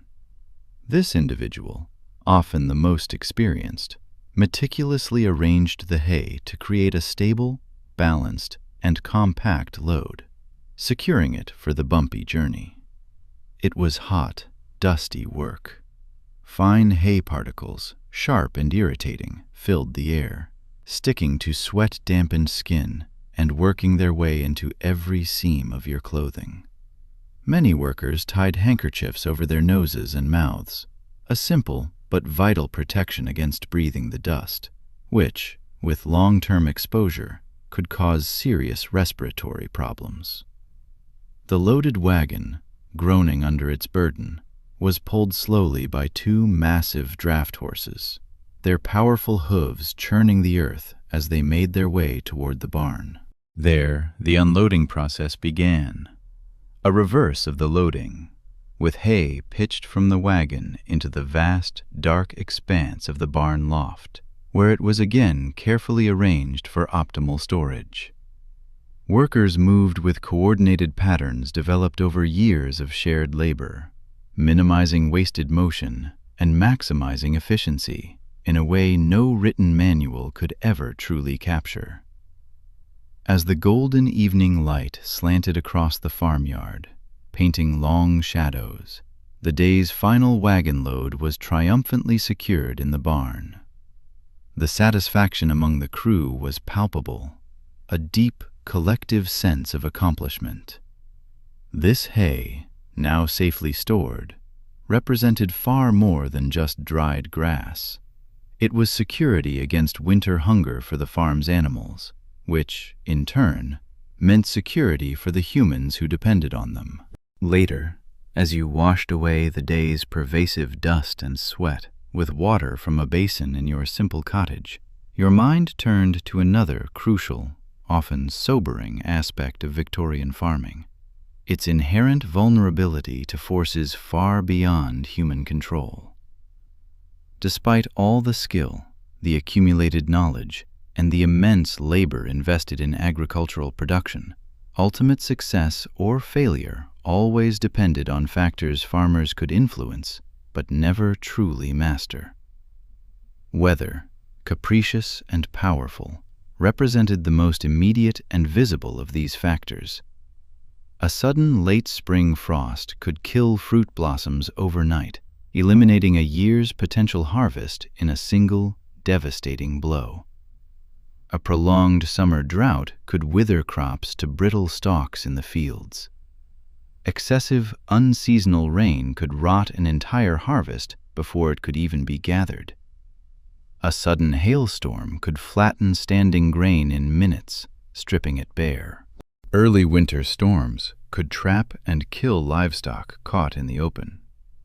Against these relentless threats, Victorian farmers had developed sophisticated systems of weather prediction based on centuries of acute observation.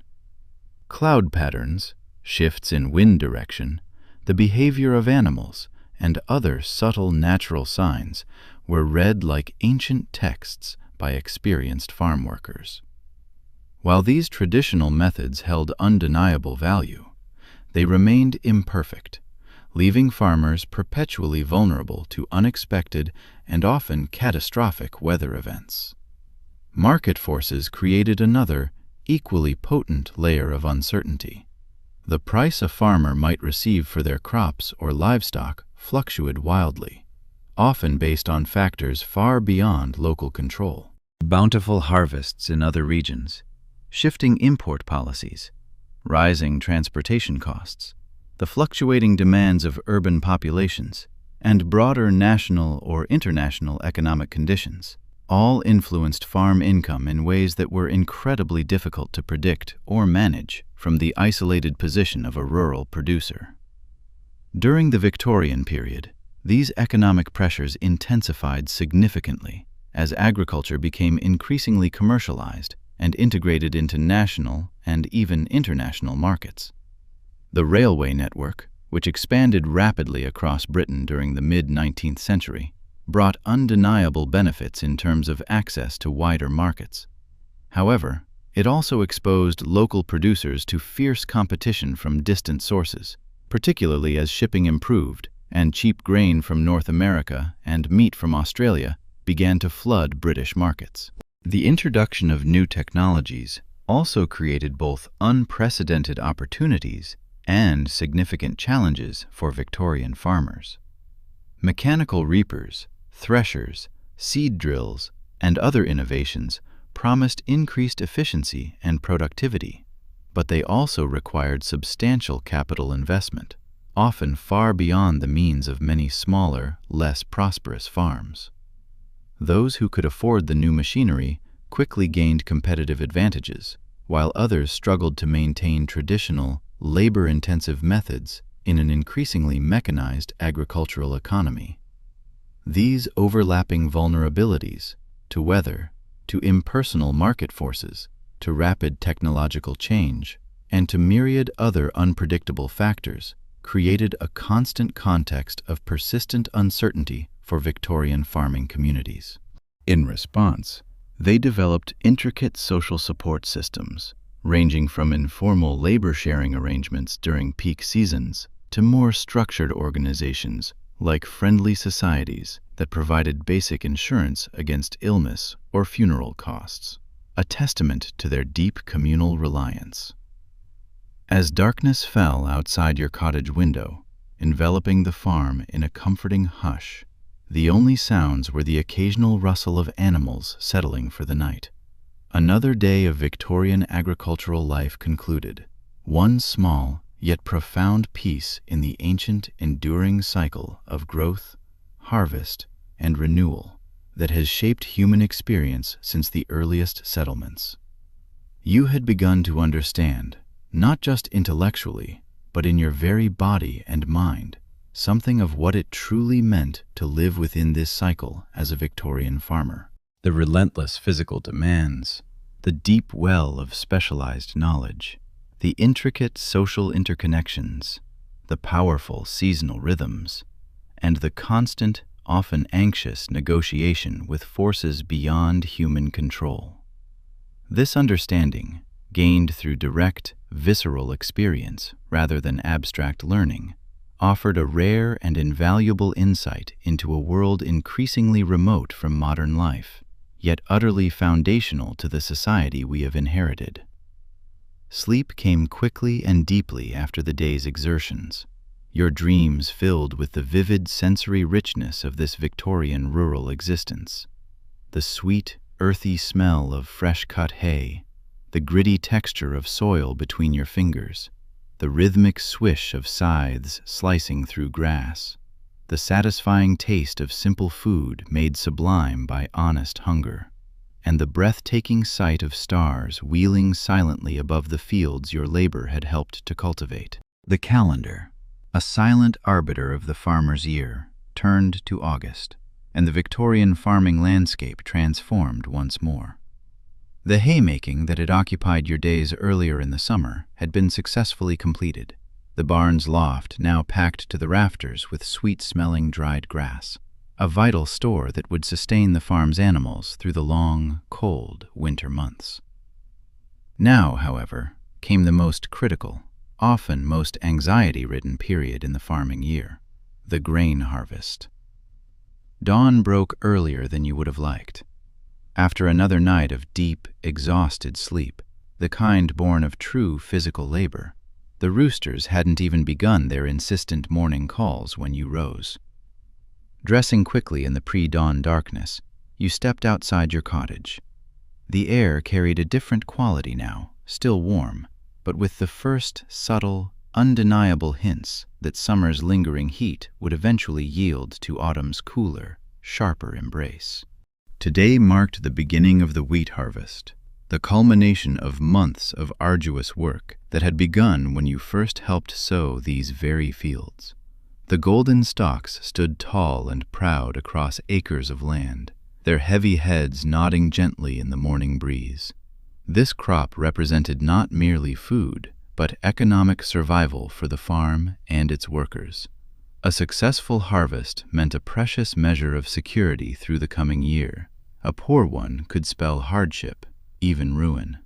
You joined other workers gathering near the barn, a solemn assembly in the fading gloom. Here, the farmer distributed tools and assigned sections of the vast field to different teams.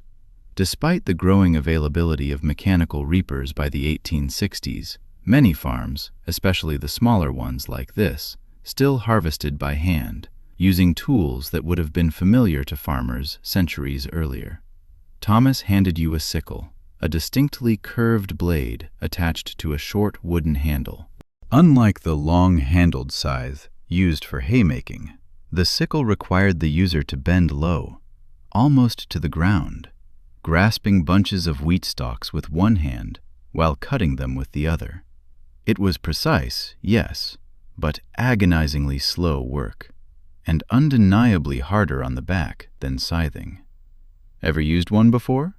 Thomas asked, a knowing twinkle in his eye, though he clearly anticipated the answer. When you shook your head, he patiently demonstrated the proper technique, his movements fluid and economical. Grasping a handful of wheat stems firmly with his left hand, he cut them with a smooth, decisive motion of the sickle in his right, then placed the cut stalks carefully to one side, where they would later be gathered into sheaves. "Don't waste any stalks," he advised, his voice serious. "Every grain counts."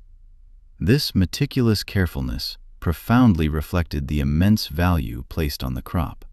In an age before global supply chains and the relative luxury of food security, waste wasn't merely inefficient, it threatened survival itself. Victorian farm workers had developed techniques that maximized harvest from every planted field, gathering crops with a thoroughness that even modern mechanical harvesting couldn't match. You followed Thomas into the field, joining a line of workers, their silhouettes etched against the brightening sky, moving steadily through the standing wheat. The work demanded a rhythm: grab, cut, place. Grab, cut, place. A physical cadence your body gradually began to find after several clumsy, awkward attempts. The morning dew, heavy and cold, soaked your lower legs as you moved through the crop, and tiny insects, disturbed from their homes in the wheat field, flew up around you in buzzing clouds. Behind the reapers came the gatherers, often women and older children, who carefully collected the cut stalks into bundles called sheaves. These were then bound together with twisted strands of the wheat itself, a surprisingly difficult technique, requiring considerable skill to create bindings tight enough to hold through subsequent handling and transport. As the sun climbed higher, casting a relentless golden light across the harvesting teams, the temperature rose rapidly. By mid-morning, sweat streamed down your face and back, and your knees and back began to protest, a dull, persistent ache from the constant bending the sickle required. This, you realized, was precisely why many farms had begun to adopt mechanical reapers as soon as they became available, not just for the sake of efficiency, but to significantly reduce the brutal physical toll on the workers. The first mechanical reaper had been patented by Cyrus McCormick in America in 1834, with various improvements following over the subsequent decades. By the 1860s, horse-drawn reapers were becoming increasingly common on larger British farms, though their considerable expense still put them beyond the reach of many smaller operations. Crucially, these early machines cut the standing grain, but still required human workers to gather and bind the cut stalks by hand. Around midday, activity at the far end of the field drew your attention. A neighboring farmer had arrived, a sturdy figure atop an impressive mechanical reaper, offering to help complete the harvest more quickly. Your employer, after a brief murmured conversation, readily agreed to the arrangement, which likely involved either a payment in kind or a promise of reciprocal help with the neighbor's own harvest. The machine itself was an impressive sight, a wheeled platform pulled by two sturdy draft horses, with a series of mechanical arms that swept the standing grain against sharp cutting blades. A high seat, perched above, allowed the operator to control both the horses and the intricate cutting mechanism. As it moved through the field with a clanking, whirring sound, the reaper cut a swath of wheat far wider than a single worker with a sickle could ever manage, dramatically increasing the harvesting speed. "Progress," Thomas commented beside you, watching the machine with a mixture of appreciation and a subtle undercurrent of concern. "Makes the work faster, no doubt, but means fewer hands needed." His astute observation touched on the central tension of agricultural mechanization during this pivotal period. Increased efficiency, while economically attractive, often came at the cost of rural employment, directly contributing to the significant migration from the countryside to the burgeoning cities that characterized the Victorian era. For the remainder of the day, you worked alongside the mechanical reaper, diligently gathering and binding the stalks it cut, but didn't automatically collect. Even with this mechanical assistance, harvesting remained intensely labor-intensive, with each carefully bound sheaf requiring additional handling before being stood upright in groups of 8 to 10, formations called stooks or shocks. These characteristic, almost teepee-like formations now dotted the harvested sections of the fields, allowing the grain to continue drying evenly before the next stage of processing. The wheat typically had to remain in these stooks for several days, depending entirely on the weather conditions, before being sufficiently dry for safe storage. During this critical period, farmers watched the sky with a desperate, almost prayerful anxiety. Rain, even a light shower, could damage the harvest, causing the precious grain to sprout prematurely within the sheaf or develop mold that would render it entirely worthless. By evening, nearly half the vast wheat field had been harvested. Good progress for the first day, though several more days of intensive, back-breaking work clearly remained before the entire crop could be secured. As you walked back to your cottage, your muscles aching from the unaccustomed, repetitive movements the sickle required, you passed women and children gleaning in the recently harvested sections. Their figures were bent low, meticulously collecting individual stalks of grain that had been missed during the main harvest. This ancient practice of gleaning, mentioned even in the Bible and recognized in British common law, was a cherished right of the rural poor to gather leftover grain after the primary harvest. It provided an important, sometimes vital, supplement to the meager diets of the poorest community members, particularly widows and children without male breadwinners. Though landowners and farmers sometimes attempted to restrict gleaning, the practice stubbornly continued throughout the Victorian period, a poignant testimony to both rural poverty and the enduring community support systems that helped mitigate its worst effects. The next morning, the promise of another aspect of harvest life awaited: the communal meal, a shared moment of sustenance and solidarity. The aroma of fresh bread and savory pies hung thick in the air, a welcome promise.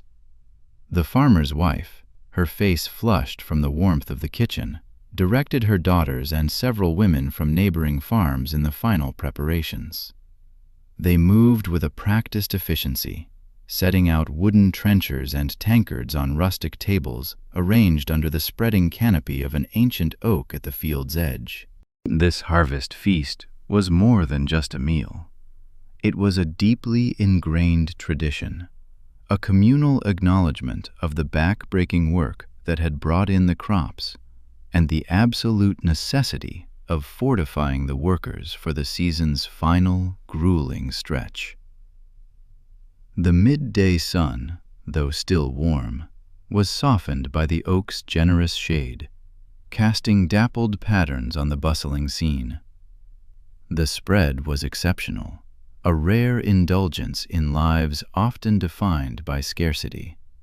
Crusty loaves of homemade bread, wedges of firm local cheese, cold cuts of beef and ham, savory meat pies, glistening fruit tarts, and a medley of root vegetables pulled fresh from the kitchen garden. And, of course, generous, copious quantities of robust ale or crisp cider flowing freely from large kegs. Unlike the everyday, often meager fare, harvest meals were a special occasion, featuring dishes reserved for this pivotal moment.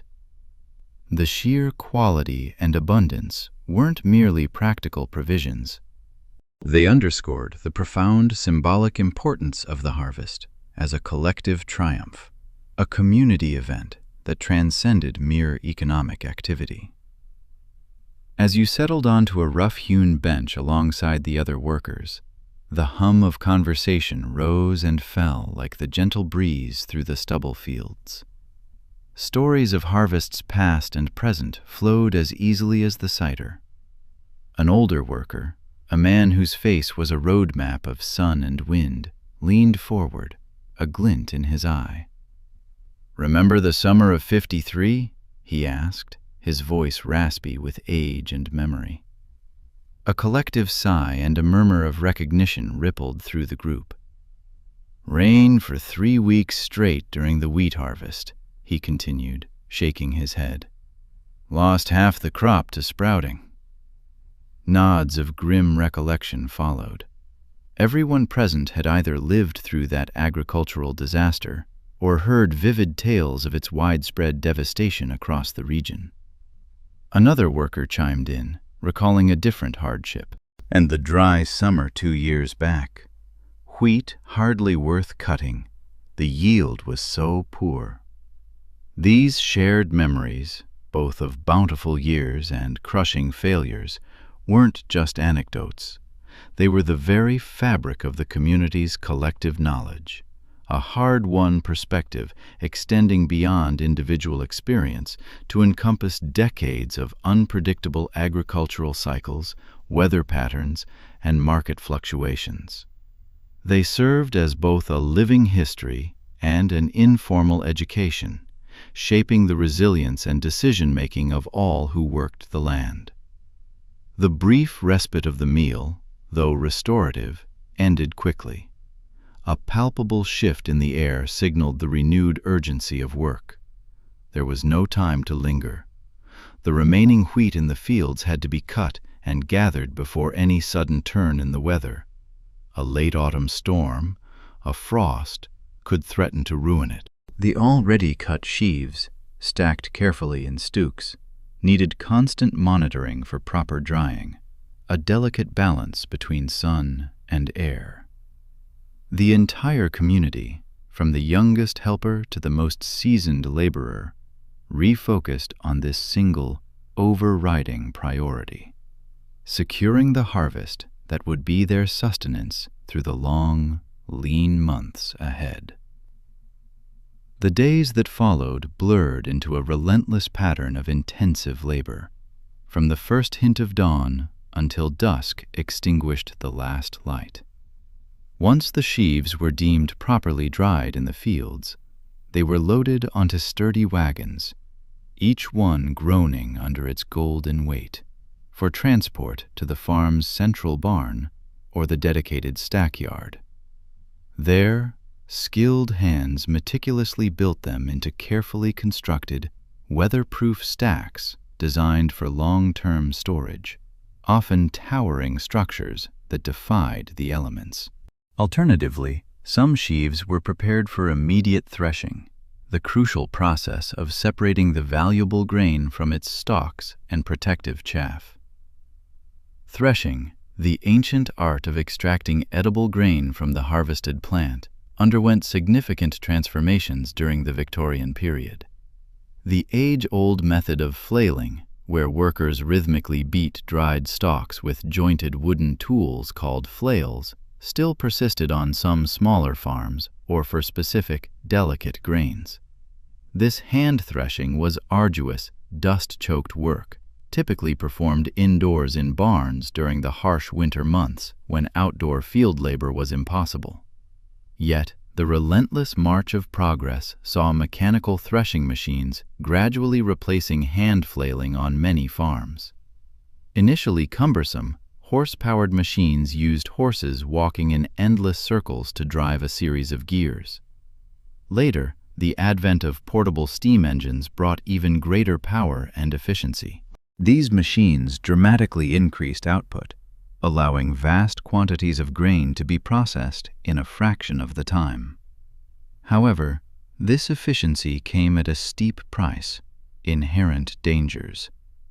Exposed, fast-moving parts could easily catch clothing or limbs, and the era's medical records are replete with tragic accounts of Victorian farm workers suffering horrific injuries or even death from threshing machine accidents. You found yourself drawn to a neighboring farm where a horse-powered threshing machine was in full, roaring operation. The sheer scale and noise were captivating, if a little terrifying. A team of powerful draft horses, harnessed to a massive horizontal wheel, walked in slow, unwavering circles, their heavy hooves plodding an endless path. Their steady, rhythmic movement was transferred through a complex system of gears and belts, driving the internal mechanisms of the colossal threshing machine. Workers, their faces grimed with dust, meticulously fed sheaves into a large hopper at one end of the hungry machine. Inside, A violent maelstrom of beating bars and rotating screens worked to separate the grain. From another opening, a continuous stream of light, dry straw was ejected, forming a growing mountain. Below, through fine mesh screens, the precious golden grain tumbled into collection containers, clean and separated. The air around the entire operation was thick, hazy with an omnipresent cloud of fine dust, a pulverized mixture of chaff, tiny grain particles, and dried soil. It coated everything: the workers' clothing, their exposed skin, their hair, clinging to their eyelashes and working its way into their noses and mouths, filling their lungs with an irritating grit. This constant inhalation of threshing dust was a significant, often fatal, occupational hazard, contributing to the severe respiratory problems common among agricultural workers, particularly those who specialized in threshing operations and spent weeks or months immersed in its particulate-laden environment. Once threshed, the grain, though mostly clean, still required further refinement to remove any remaining chaff, stray weed seeds, or other impurities before it could be safely stored in granaries or prepared for market. This final cleaning process was called winnowing. Traditionally, women often performed this task using large, flat baskets known as winnowing fans. With practiced, graceful movements, they would toss the threshed mixture into the air, allowing any natural breeze to carry away the lighter chaff, while the heavier, cleaner grain fell back into the basket. But here, too, technology offered a faster alternative. Mechanical winnowing machines, utilizing hand-cranked or even steam-generated airflow, increasingly replaced this manual method during the Victorian period, speeding up a crucial yet labor-intensive step.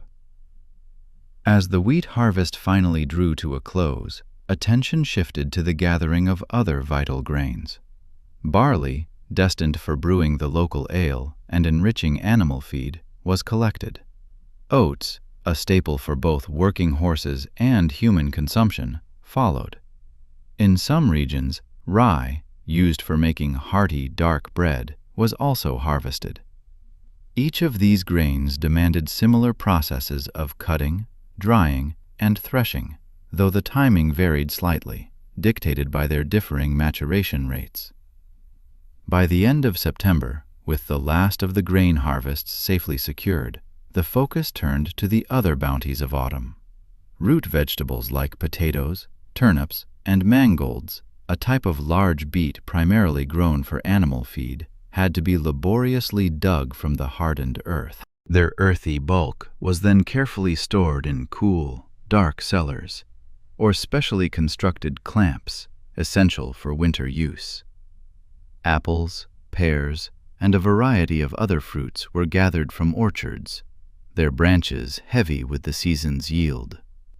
Some were for immediate consumption, but the majority were destined for preservation through drying, fermenting into cider or perry, or storing in cool, well-ventilated conditions that would extend their usability through the long, barren winter months.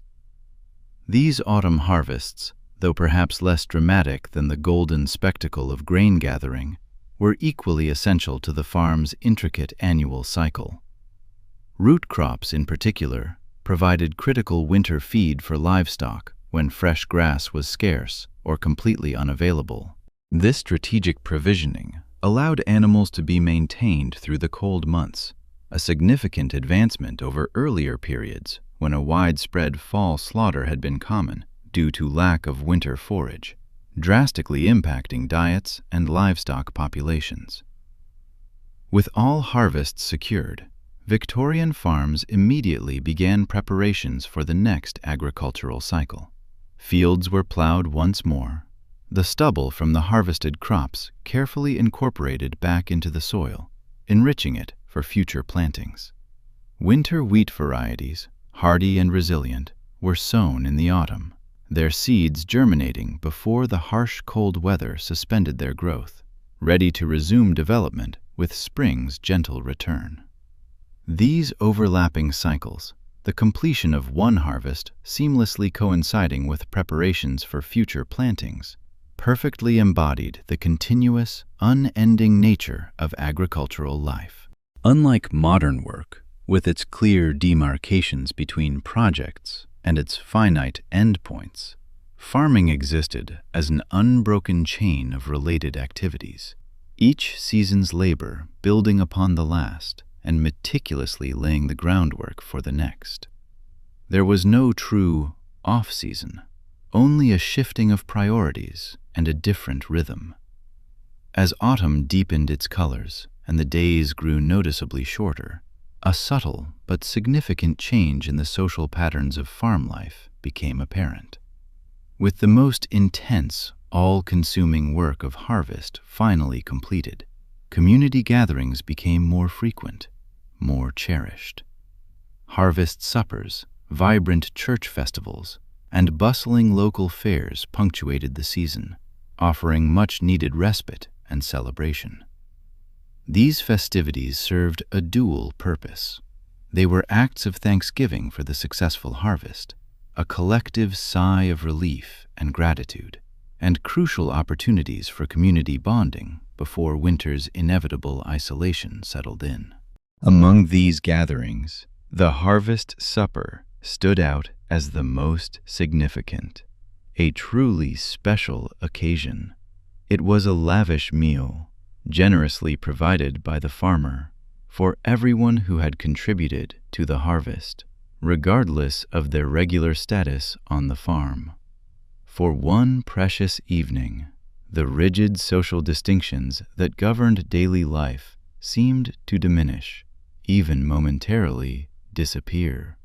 Landowners, tenant farmers, skilled laborers, and day workers all shared food, drink, and heartfelt celebration at a common table. Songs, boisterous stories, traditional games, and lively dancing typically followed the meal, creating a wonderfully festive atmosphere that acknowledged and truly celebrated the community's collective achievement and shared interdependence.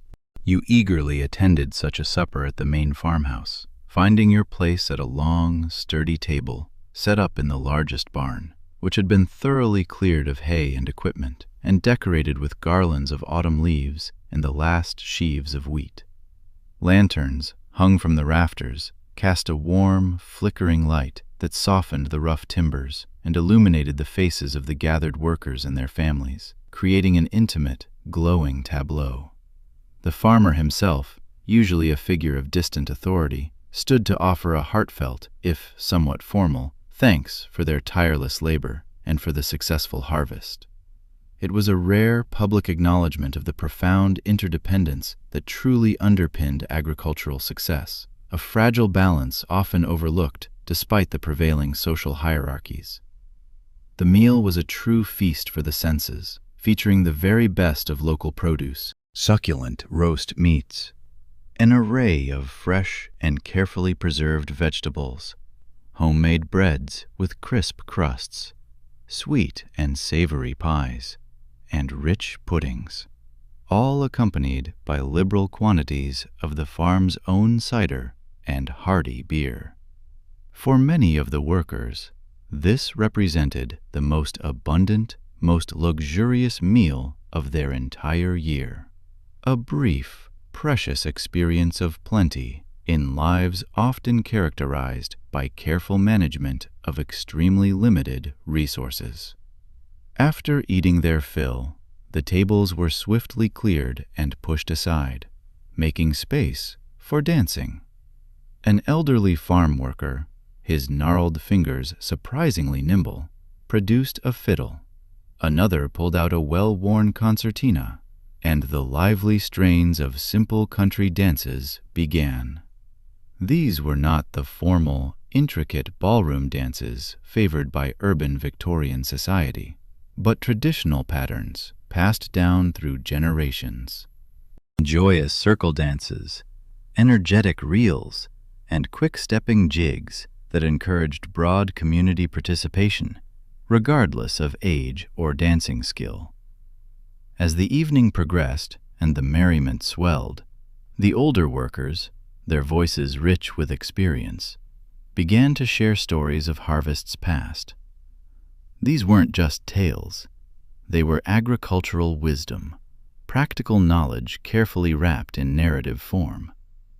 These oral traditions served to preserve vital information, ancient weather signs, time-tested planting techniques, nuanced animal husbandry practices, all while simultaneously reinforcing the community's identity through shared history and collective experience. You listened intently as Thomas, his eyes distant with memory, recounted the devastating harvest of 1845, the year the potato blight first appeared in the region. "Crops fine one day," he rasped, his voice dropping, black and stinking the next. No warning, no cure. He remembered the despair, the fear, the sudden, inexplicable devastation.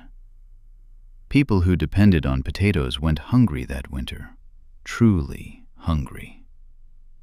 His story served as both a stark historical record and a chilling cautionary tale about agriculture's inherent vulnerability, a potent reminder of how quickly circumstances could change, shattering livelihoods and lives despite all human effort and skill.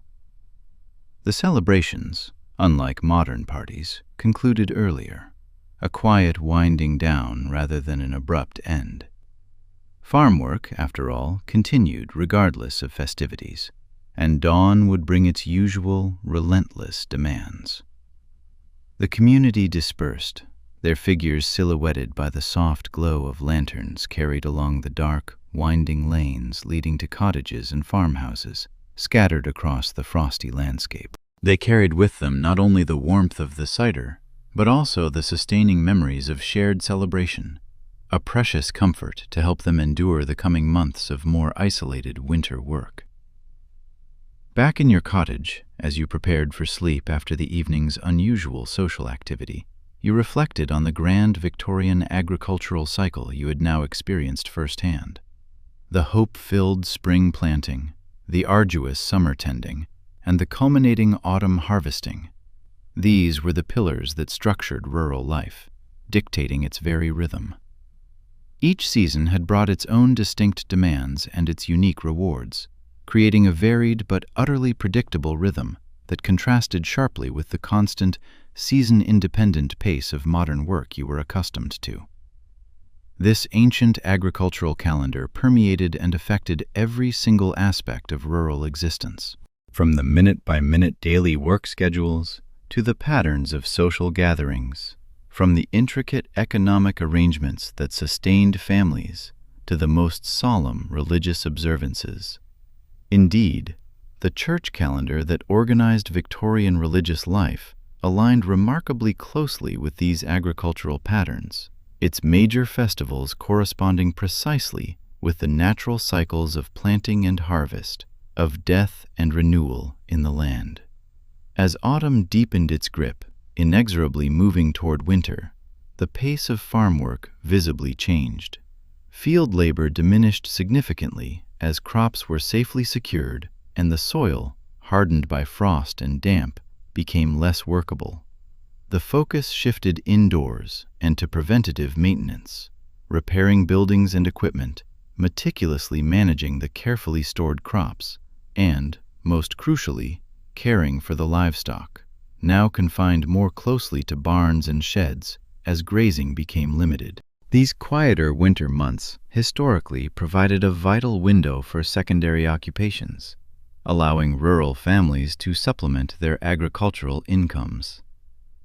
Crafts like intricate basket making, detailed wood carving, or various forms of textile production, spinning, weaving, knitting, could all be performed indoors during inclement weather. Such diverse, self-sufficient skills remained profoundly important in Victorian rural communities, a stark contrast to the increasing industrial specialization that defined urban areas.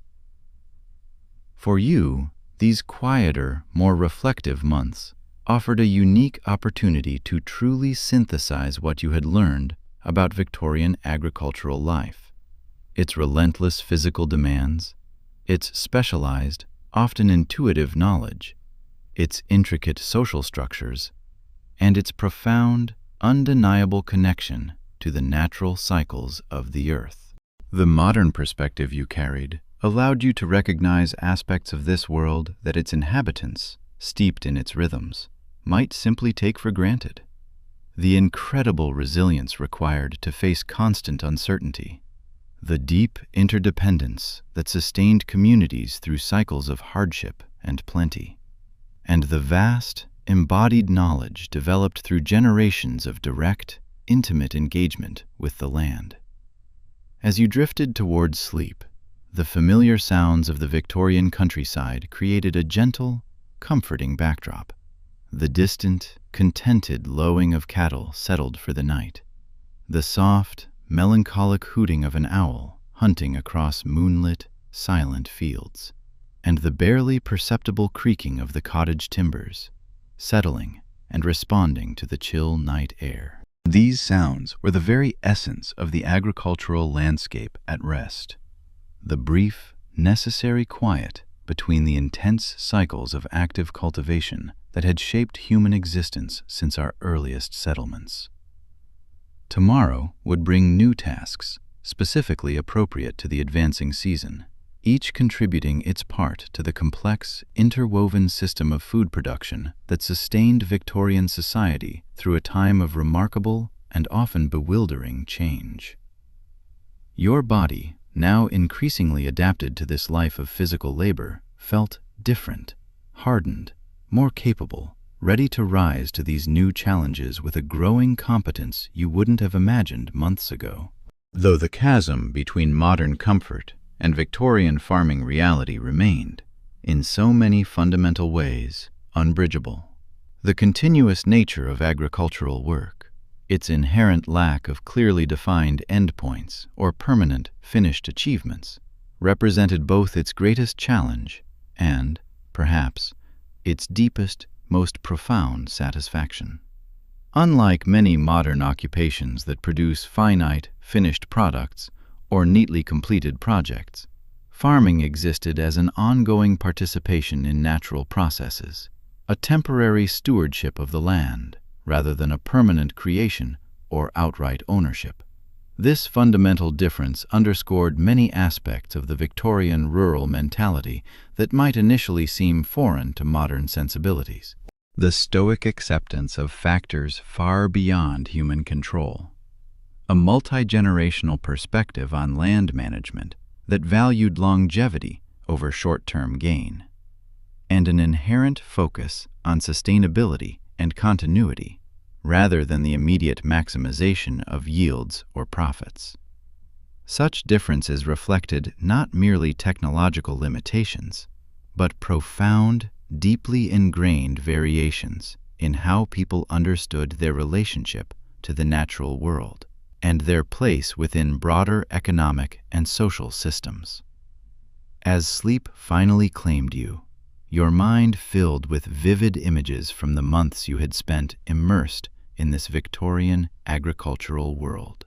Fields of golden wheat rippling under summer breezes, the graceful arc of a scythe cutting through tall meadow grass, powerful draft horses straining against their harnesses as they pulled plows through resistant soil, and community members working shoulder to shoulder, their individual efforts merging into a collective force, racing against threatening weather to secure the precious harvests. These experiences, raw and visceral, had granted you an invaluable insight into a vanished way of life that, despite its many hardships, contained forms of knowledge, deep human connection, and profound meaning that felt increasingly rare in our mechanized, urbanized modern existence. The crisp morning air of November carried the unmistakable, sharp bite of approaching winter. As you stepped outside your small cottage, frost glittered on the bare, skeletal branches of trees, and a delicate lacework of white crystals coated the few remaining cabbage leaves in your tiny garden. Your breath plumed in visible clouds in the cold air, and the sun, rising noticeably later now, cast long, deep shadows across the quiet farmyard. Winter on a Victorian farm brought with it a different rhythm to life. Not the cessation of work that modern people might mistakenly imagine, but rather a profound shift in focus and pace that acutely reflected the season's natural limitations and, surprisingly, its unique opportunities. The frantic, almost desperate energy of harvest had finally passed, replaced by a quieter, more internal industry. The vast fields now lay mostly bare, dormant under a thin, crystalline sheen, save for the tender green shoots of winter wheat, barely visible against the dark, iron-hard soil, patiently awaiting spring's warmth. Today's tasks, like all winter tasks, reflected a new set of priorities, meticulously ensuring the animals were properly sheltered and fed, constantly maintaining the farm's buildings and equipment against the ravages of cold and damp, and carefully processing the bounty of crops stored during the more abundant months, preparing them for winter's relentless demands. The good news about winter farm work, if there was any, was that it generally allowed for a slightly later rising, with the deep morning darkness limiting outdoor labor in the earliest hours and evenings. The bad news, however, was that much of this necessary work occurred in unheated, drafty spaces, with cold fingers and toes a constant, aching companion from the bite of November straight through the thaw of March. You joined Thomas in the main barn, where the day's first task involved threshing some of the grain harvested months earlier. Here, the ancient method persisted, often for smaller batches, or as a routine winter chore before mechanical threshers became common for large-scale operations. This repetitive, enclosed indoor work occupied much of the winter for farm laborers. Using a flail, a deceptively simple tool consisting of two wooden pieces connected by a short, sturdy length of leather, you began to beat dried wheat sheaves spread across the packed earth of the barn floor. The goal was to separate the valuable grain kernels from the surrounding chaff and straw. The work quickly settled into a familiar, almost hypnotic rhythm, the whoosh of the flail cutting through the still air, the solid thwack as it struck the grain, the slight shuffling step to reposition for the next powerful swing. It was physically demanding, an exhausting full-body workout, but the strenuous exertion generated a welcome, internal warmth that pushed back against the encroaching cold of the barn. Dust rose from the beaten grain in miniature clouds, filling the air with tiny, shimmering particles that danced and glittered in the shafts of sunlight streaming through gaps and cracks in the barn walls. "Mind you, cover your mouth," Thomas advised gruffly, his voice muffled as he demonstrated how to wrap a thick handkerchief around the lower half of his face. "Threshing dust gets in the lungs and causes trouble later on." This was not medical science in the modern sense, but practical, hard-won knowledge, an understanding of occupational hazards and the development of rudimentary protective measures, representing yet another facet of traditional wisdom, often learned through bitter, direct experience rather than formal education. By midday, enough grain had been threshed to warrant winnowing, the next crucial step in separating the lighter chaff from the heavier, cleaner grain kernels. In truly earlier times, this would have been done entirely by hand, relying on skill and natural elements, tossing the threshed mixture into the air for the wind to blow away lighter components, while the heavier grain fell back into collection baskets. By the Victorian period, however, hand-cranked winnowing machines had become increasingly common on many farms, utilizing mechanical fans to create an artificial breeze for this essential separation. Thomas, with a practiced ease, demonstrated the winnowing machine's operation. It was essentially a wooden box with internal fans that created a powerful airflow as you steadily turned a hand crank. The threshed mixture entered through a hopper at the top, falling against the generated airstream that efficiently blew the lighter chaff out the back, while the heavier, clean grain exited through a chute at the bottom. It was an elegant, ingenious solution, still requiring human power, but significantly increasing efficiency over purely manual methods. The afternoon brought a shift in focus to animal care, a task that grew exponentially in importance as pasture became completely unavailable through the winter months. The farm's livestock, the placid cattle, the powerful horses, the hardy sheep, and the grunting pigs, now depended almost entirely on human provision for their very survival. This meant daily feeding, constant watering, and vigilant monitoring for any signs of health issues that could quickly become serious, even fatal, in the harsh winter conditions. In the cattle shed, the air was thick with the earthy scent of hay and the warm, bovine breath of the animals. You helped distribute generous armfuls of hay from the summer's cutting, now stored in the barn loft. The cows greeted your arrival with impatient lowing, their deep, rumbling sounds echoing in the confined space, eager for fresh feed after consuming what was provided the previous day. Each animal received a carefully measured portion, just enough to maintain their health through winter, but without any wastage of the precious, finite stored fodder that had to last until spring grazing could finally resume. The sheep, inherently hardier than cattle and more adept at foraging effectively even in poor conditions, typically remained outdoors longer than other livestock. Today, however, with a biting frost lingering stubbornly on the ground and weather reports suggesting imminent snow, they were being moved to more sheltered paddocks closer to the farm buildings. You and several other workers formed a human chain, slowly but surely guiding the reluctant flock from distant, wind-swept fields along the narrow, hedgerow-lined lanes. Sheep, with their strong flocking instincts, also possessed their own stubborn ideas about direction, requiring immense patience and a nuanced understanding of their collective behavior to move effectively. The farm's agile sheepdog, however, did most of the actual herding, responding to the shepherd's whistled commands with remarkable precision, circling wide to collect strays and keeping the entire flock moving steadily in the desired direction. This partnership, a finely tuned collaboration between human, dog, and livestock, represented one of farming's oldest, most enduring, and most effective working relationships, honed over centuries.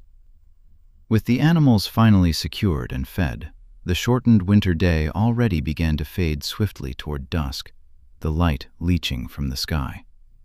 The farmer, standing in the barn, reviewed tomorrow's work plans, continued threshing, essential building repairs, and the ongoing, critical task of wood cutting for fuel. Then, with a curt nod, he dismissed the workers to their homes.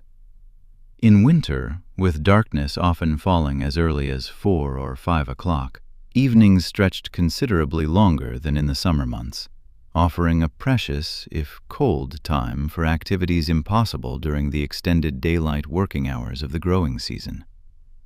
Back at your cottage, the small fire, built up before your morning departure, had burned low, leaving only a bed of glowing embers. Rekindling it became the immediate, paramount priority. Winter evenings without adequate heating ranged from merely uncomfortable to downright dangerous in the poorly insulated Victorian dwellings.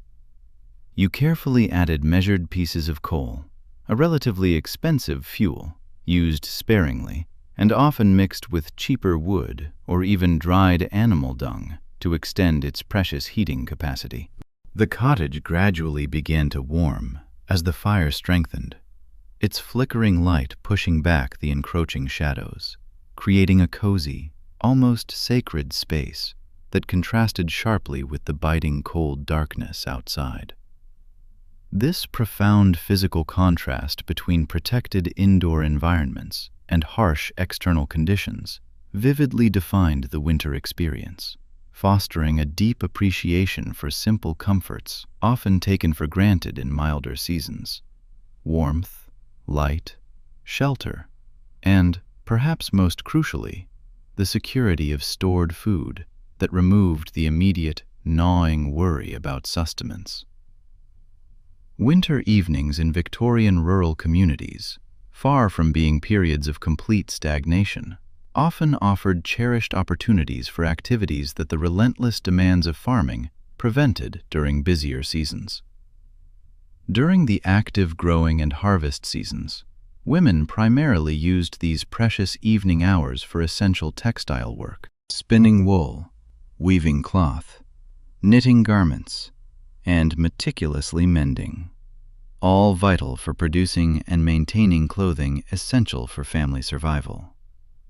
Men, similarly, might engage in woodworking, intricate tool repair, or crafts like basket making, which provided crucial supplementary income during agriculture's slower, colder period.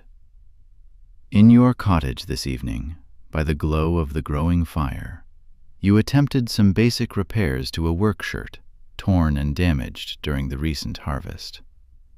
Your stitches, clumsy and uneven, were a testament to your lack of practice compared to those who had honed this essential skill since childhood. Clothing in Victorian farm families represented a significant investment, with garments mended repeatedly, patched, and turned before outright replacement became an absolute necessity. Store-bought cloth and pre-made clothing, while becoming increasingly available through the 19th century, remained expensive luxuries for most rural workers, who relied primarily on home production and diligent maintenance. As you worked, the profound winter darkness pressed relentlessly against the cottage windows, its blackness relieved only by the firelight and perhaps the faint glow of a single candle or a small oil lamp. Artificial lighting remained an expensive commodity throughout the Victorian period, particularly for rural workers with limited incomes. This economic reality ensured that human activity remained closely aligned with natural daylight cycles, far more so than in our electrically illuminated modern world. Work began at dawn and largely concluded at dusk, regardless of the season. A sudden, sharp knock at the cottage door broke the evening's quiet, a welcome intrusion. It was your neighbors from a nearby farm, bringing with them both news and a much-appreciated sense of sociability. Winter in Victorian rural communities, despite the inherent transportation difficulties and physical isolation, often included an increase in social interaction compared to the busier agricultural seasons. With fieldwork reduced, visiting between households became more common, creating vital networks of communication, shared labor, and emotional support that helped communities navigate the challenging, often lonely, winter months. Your visitors brought a practical purpose alongside their sociability: information about an upcoming pig slaughter at their farm, along with a warm invitation to participate in exchange for a share of the resulting meat. This cooperative approach to winter food production was deeply ingrained in rural life, allowing families to access much-needed fresh meat without each household needing to slaughter and process their own animals simultaneously, a complex and labor-intensive undertaking. The resulting pork would be meticulously preserved through time-honored methods like salting, smoking, or conversion into products like sausages and bacon, all of which remained edible for extended periods without the luxury of refrigeration. The conversation, as it often did, eventually turned to broader news, the mood shifting perceptibly to a more somber tone. Reports of continued agricultural depression, a prolonged economic downturn that was affecting farms throughout Britain, were unsettling. The 1870s had marked the beginning of this challenging period for British farming, driven by a complex confluence of factors: dramatically increased grain imports from America, facilitated by improved transportation that drastically reduced shipping costs, and a disheartening series of poor harvests and devastating livestock diseases that diminished local productivity. "The Andersons down the valley are giving up," your neighbor mentioned soberly, his gaze distant. "Can't make the rent after 3 bad years. Moving to Birmingham to try factory work." This pattern rural families, often with generations of farming history, abandoning the land for the promise, however uncertain, of urban industrial employment, accelerated through the late Victorian period, fundamentally reshaping both British society and its landscape, as the rural population steadily declined, while cities expanded rapidly, sucking in a continuous stream of displaced laborers. For larger landowners and tenant farmers, adaptation to these relentless economic pressures often meant a difficult conversion from traditional crop production to livestock raising, particularly dairy farming and meat production, which proved less vulnerable to the fierce foreign competition. For agricultural laborers, however, these sweeping changes frequently translated into reduced employment opportunities, as livestock operations generally required fewer workers than crop cultivation, further driving their inevitable migration toward urban centers. The late Victorian period witnessed these transformative changes moving through rural communities like powerful, unstoppable waves, affecting different regions and types of farms at varying rates, but gradually, inexorably, reshaping the agricultural landscape throughout Britain. Traditional farming practices that had remained relatively stable for centuries now underwent a rapid and often disruptive evolution under the combined weight of economic pressures, technological innovation, and shifting social patterns. Your visitors departed after finalizing the arrangements for the pig slaughter, their footsteps crunching softly on the frozen ground, leaving you alone again in the flickering firelight. Outside, the first delicate snowflakes of winter began to drift silently past your cottage window, not yet the heavy accumulation that might temporarily isolate farms from each other, but a gentle, ethereal reminder of winter's immense power to transform the landscape and, potentially, restrict movement. Morning arrived with a world utterly transformed. Several inches of fresh snow now covered the farm in a pristine, unbroken white blanket, smoothing the harsh contours of fields and buildings into softer, more rounded shapes. The cold intensified noticeably with the snow cover, the air sharp and biting. Your breath was visible even inside the cottage before the fire had been built up to a working temperature. Despite its ethereal beauty, the snow brought with it a host of practical challenges that immediately shaped the day's activities. First priorities, however, remained unchanged. Animals simply must be fed and watered, regardless of the weather conditions. Moving through the snow-covered farmyard to the barn, you noticed how your own footprints joined others, already marking the immaculate white surface, silent testimony to the farmer and other workers having already ensured the livestock received early morning attention, even in these difficult conditions. Inside the barn, the atmosphere felt almost warm, a noticeable reprieve compared to the external air. The combined body heat of the animals, confined together in their enclosed space, created a natural, comforting warmth. This practical understanding of animal heat profoundly informed barn design and winter management practices, with livestock sometimes housed in arrangements that ingeniously allowed their warmth to benefit human living spaces as well. The day's planned fieldwork, of course, immediately shifted in response to the snow conditions. Threshing continued inside the barn, providing a focus for indoor labor, but outdoor tasks became entirely focused on ensuring access to essential areas, clearing paths, and protecting vulnerable stock from the deepening chill. The shift in focus from immediate labor to the crucial task of ensuring basic movement means you join a team battling the fresh snowfall.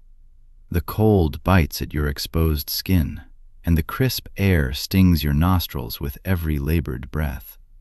Armed with heavy wooden shovels and the sheer force of human will, you dig, lift, and push, clearing a network of vital arteries between the farm buildings. Each scoop of snow is a step toward making life manageable, creating routes that allow for the easier movement of people, of animals needing tending and feeding, and of essential supplies, all without the brutal, exhausting effort of continually breaking through deep, heavy drifts.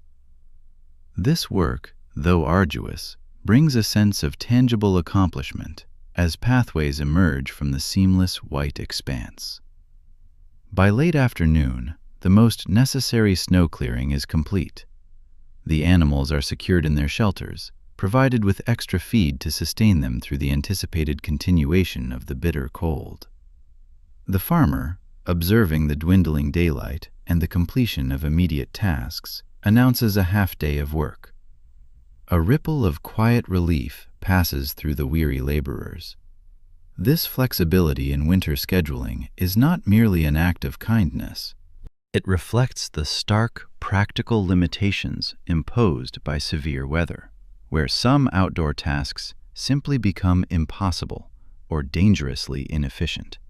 It also mirrors the economic reality of the time, as landlords often reduced labor requirements during the leaner winter months, recognizing the natural decrease in agricultural productivity.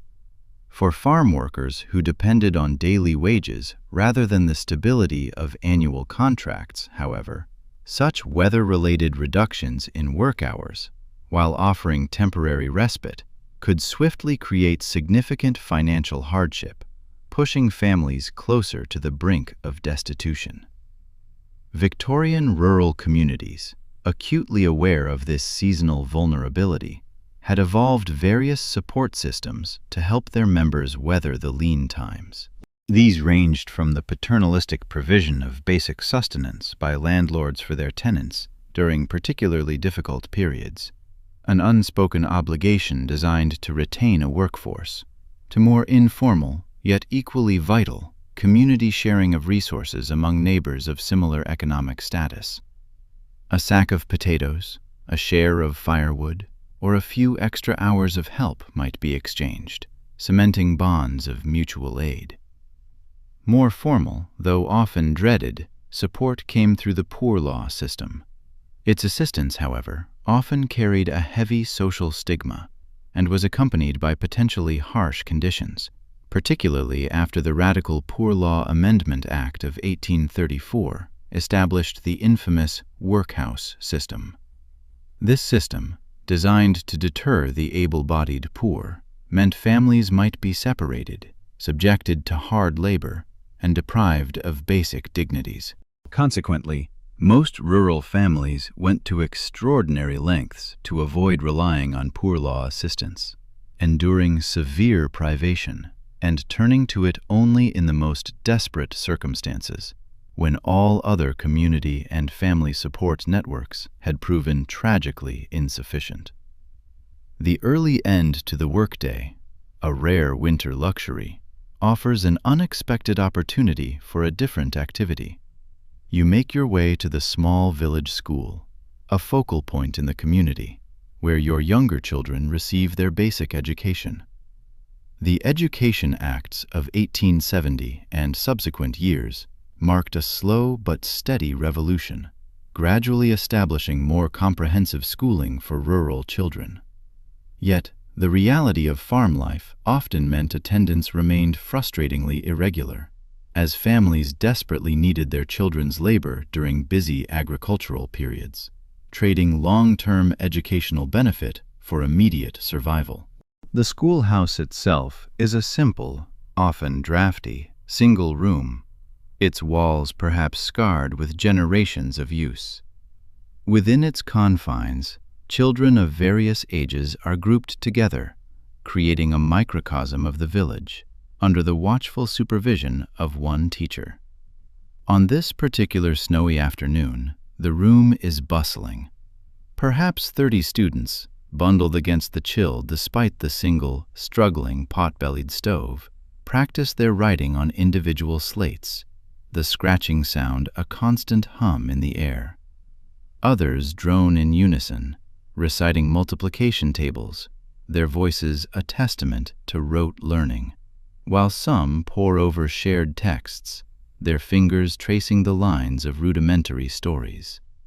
This focus on fundamental literacy and numeracy represented the entirety of formal education for the vast majority of Victorian rural children, preparing them not for scholarly pursuits, but for the practical demands of their predetermined lives. Winter attendance typically swelled, often exceeding that of the harvest seasons, when even young children's contributions to fieldwork, from gleaning to bird scaring, might be deemed essential to family survival.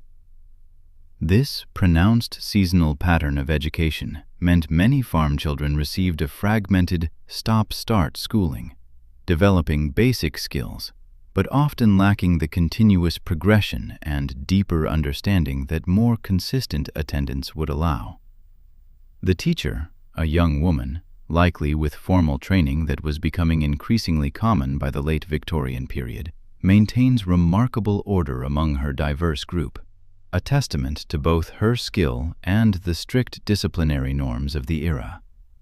Her educational methods emphasize memorization, constant recitation, and the acquisition of practical skills considered immediately useful for the student's likely future occupations.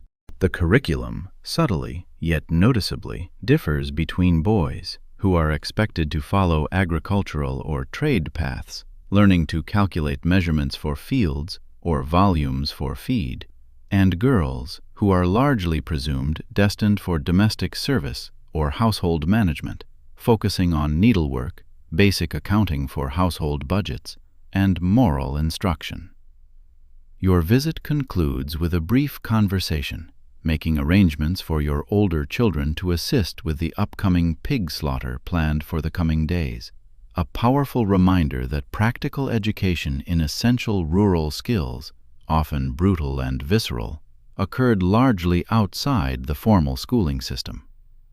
This combination of institutional learning, however sporadic, and the immediate, hands-on transmission of practical knowledge through direct participation truly characterized Victorian rural childhood, creating individuals uniquely prepared for the specific, unyielding demands of agricultural life. The walk home through the snow-covered lanes, as the short winter day begins to fade, offers moments of unexpected, almost ethereal beauty. The low winter sunlight, filtered through the clouds, casts long, stark blue shadows across the pristine white fields, creating patterns of indigo and pearl. Birds, undeterred by the cold, leave delicate, intricate track patterns in the fresh snow as they hop and flutter in their desperate search for food. Ice crystals, like tiny, unseen jewelers, transform ordinary branches and twigs into glittering, transient sculptures, catching the fading light with a myriad of tiny reflections. Despite the inherent harshness and challenges of winter, the rural landscapes of Victorian England provided aesthetic experiences and a profound, intimate connection to natural patterns that are largely lost to modern urban dwellers, increasingly rare in industrialized, technologically mediated societies. The following days bring a flurry of traditional winter activities, centered almost entirely around the critical process of food preservation. The pig slaughter, a pivotal event in the rural calendar, proceeds as planned, transforming into an intensive period of communal work. Neighbors gather, sharing expertise and muscle, as the animal is efficiently processed into a diverse array of products designed for extended storage. In this world, nothing is wasted, a principle driven by necessity and ingrained wisdom. From the prime cuts carefully preserved as bacon or ham through curing and smoking, to the organs meticulously incorporated into savory sausages, the blood used for rich puddings, the fat rendered into lard for cooking and baking throughout the year, and even the bones utilized for making nourishing stock or fashioned into simple tools, every part is transformed, This intensive, skilled processing represents a key aspect of pre-industrial food systems. The masterful transformation of seasonal abundance, concentrated into the brief window of the harvest and the slaughter, into storable forms that would extend availability through the long, lean scarcity periods. Before the advent of refrigeration, such preservation techniques formed the absolute foundation of food security, with winter serving as both a formidable challenge to overcome and an indispensable opportunity for preparing the vital resources that would sustain communities through the barren months to come. As December advances, another, softer dimension of Victorian rural life becomes increasingly apparent: the rich tapestry of religious and social observances that mark the calendar. Christmas preparations begin gradually, a blend of ancient, pagan-rooted traditions, deeply entwined with the agricultural cycle, and newer Victorian innovations that were steadily transforming the holiday throughout British society during this period. Rural Christmas celebrations, however, typically remained more profoundly connected to agricultural traditions and pre-Victorian customs than their increasingly commercialized urban counterparts. Decorations, for instance, featured natural materials gathered directly from the landscape: sprigs of holly with their bright red berries, trailing ivy, and the mystical mistletoe, rather than the manufactured ornaments and trinkets increasingly available in the burgeoning towns and cities. Foods, too, deeply reflected local production and preservation methods, with cherished regional variations in special dishes prepared only for this annual celebration, a testament to community identity. The emotional significance of Christmas in Victorian farming communities extended far beyond mere religious observance, to include crucial social functions vital for the cohesion and psychological well-being of the community. It was a time for the gathering of often dispersed family members, some traveling considerable distances, reinforcing kinship ties. It was an opportunity for the strengthening of community bonds through shared celebration, feasting, and entertainment. Most importantly, it served as a powerful act of defiance against the gloom, a creation of brightness and hope during the darkest, coldest period of the agricultural year. These practical and psychological functions gave the holiday immense importance and resonance, even in communities where individual religious devotion might vary widely.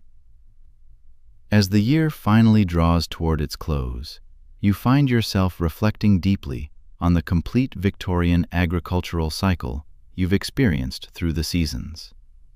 The spring planting, full of burgeoning potential yet shadowed by immense uncertainty. Summer's intensive growth, demanding ceaseless care and tireless labor. Autumn's crucial harvests, which ultimately determined the success or failure of the entire year. And now, winter's combination of stark hardship and essential, though never idle, rest. This continuous, unyielding cycle, followed with minor variations for centuries, shaped not just the practical activities of daily life, but fundamental perspectives on time, on the nature of work, and on humanity's inextricable relationship to natural processes. The Victorian period represents a particularly crucial transition in this ancient agricultural pattern.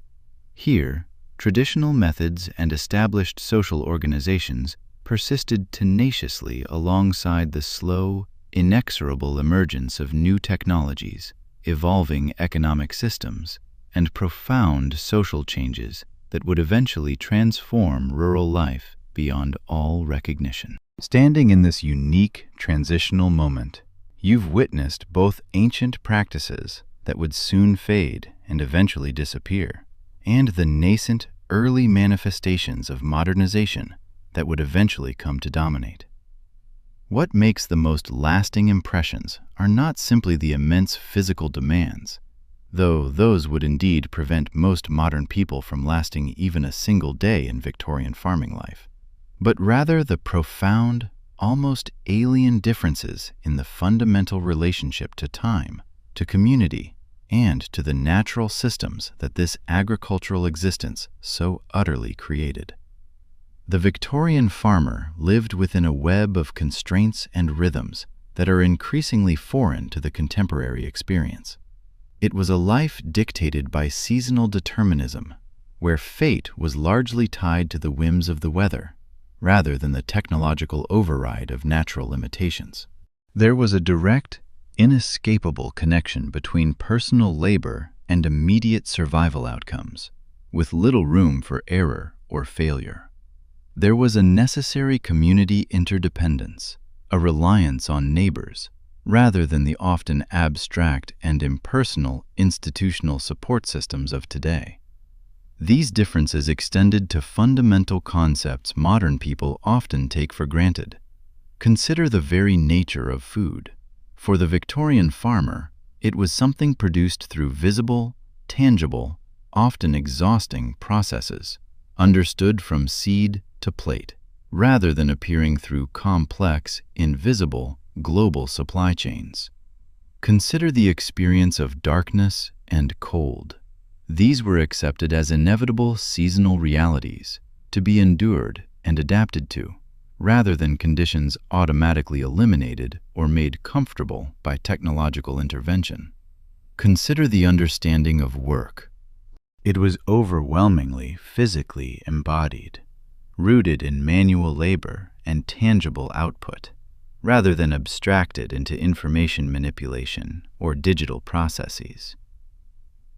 The Victorian agricultural world you've inhabited through these seasons offered hardships that modern people would undoubtedly find intolerable. The physical demands stretched beyond contemporary conditioning, often resulting in chronic pain and early deterioration of the body.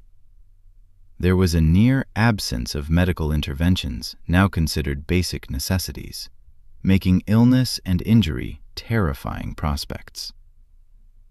Housing conditions often lacked fundamental comforts, providing little buffer against the elements, and vulnerability to unpredictable weather and natural disasters was a constant shadow, without the technological buffers and warning systems we now possess. Yet, in stark contrast, it also provided experiences increasingly rare in modern life: a direct, visceral connection to food production and the land that sustained it. Interdependent community relationships that fostered deep bonds and mutual aid. Seasonal rhythms that aligned human activity harmoniously with natural cycles. And a clear, tangible relationship between effort expended and outcome achieved. As your time in this vivid Victorian farming life concludes, you carry with you a deeper, more nuanced understanding of both what has been gained and what has been irretrievably lost in the transitions that separated that world from our own.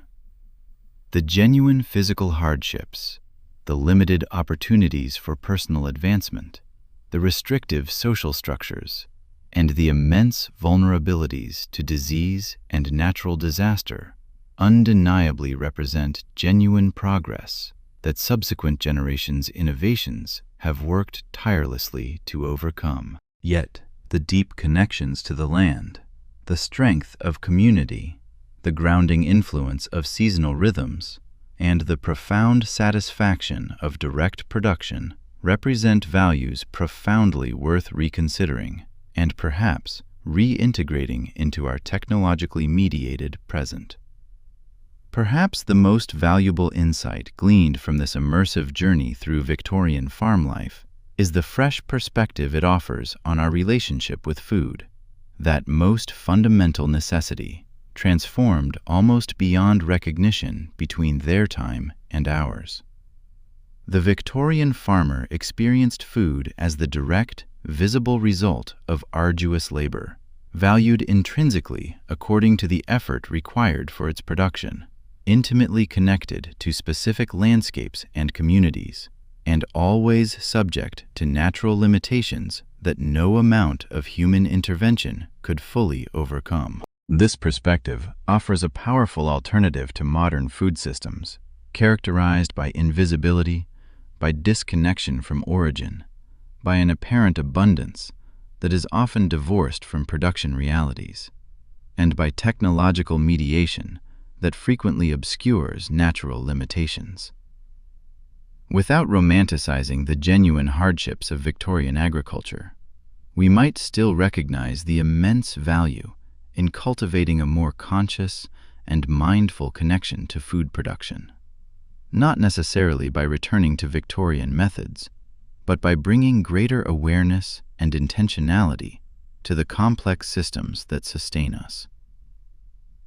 Similarly, the Victorian agricultural relationship with time, governed not by artificial schedules, but by the inexorable rhythms of daylight, seasons, and natural growth cycles, offers a potent perspective on our own increasingly detached temporal experiences. The natural rhythms that governed farm life connected human activity to ecological patterns in ways that modern schedules often deliberately override, prioritizing efficiency and artificial deadlines over biological imperatives. This constant overriding creates potential disconnections from the fundamental biological and ecological realities that shape our existence, regardless of our technological mediation. As you drift towards sleep on this cold winter evening in Victorian farm life, the profound contrasts between that world and our own crystallize into a clearer, almost visceral understanding. You wouldn't last a day as a Victorian farmer, not simply because of the overwhelming physical demands, though those would indeed prove crushing for most modern bodies, but more fundamentally, because that existence required an entirely different consciousness, a fundamentally different set of relationships with food, with community, with time itself, and with the raw, untamed processes of the natural world than those that structure contemporary life. This wasn't merely a divergence in technological advancement or social organization. It represented a chasm in fundamental ontology, a distinct philosophy of existence that modern sensibilities often struggle to fully grasp. It meant that food was not merely sustenance, but a sacred covenant with the earth, harvested or hunted through acts of deep gratitude and embedded in seasonal rituals that honored the cycle of life and death. Community was not a network of convenience, but an inescapable web of kinship and shared destiny, where individual survival was inextricably linked to the well-being of the collective, fostering a profound sense of mutual responsibility and belonging. Time itself flowed not in linear, measured units, but in organic cycles, the rising and setting of the sun, the waxing and waning of the moon, the turning of the seasons, dictating rhythms of patience, observation, and an innate understanding of natural processes. And the wild, untamed world was not a landscape to be conquered or a resource to be exploited, but a living, breathing entity, awe-inspiring and terrifying, a primal teacher from which all wisdom and peril flowed.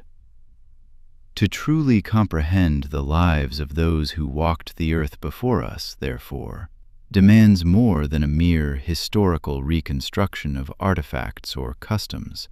It necessitates a profound imaginative empathy, a willingness to shed the ingrained paradigms of contemporary thought and step into a consciousness shaped by radical interdependence, cyclical time, and an unbroken spiritual dialogue with the raw, elemental forces of nature. Only then might we begin to bridge the immense experiential gap, and perhaps, in doing so, uncover forgotten dimensions of our own humanity.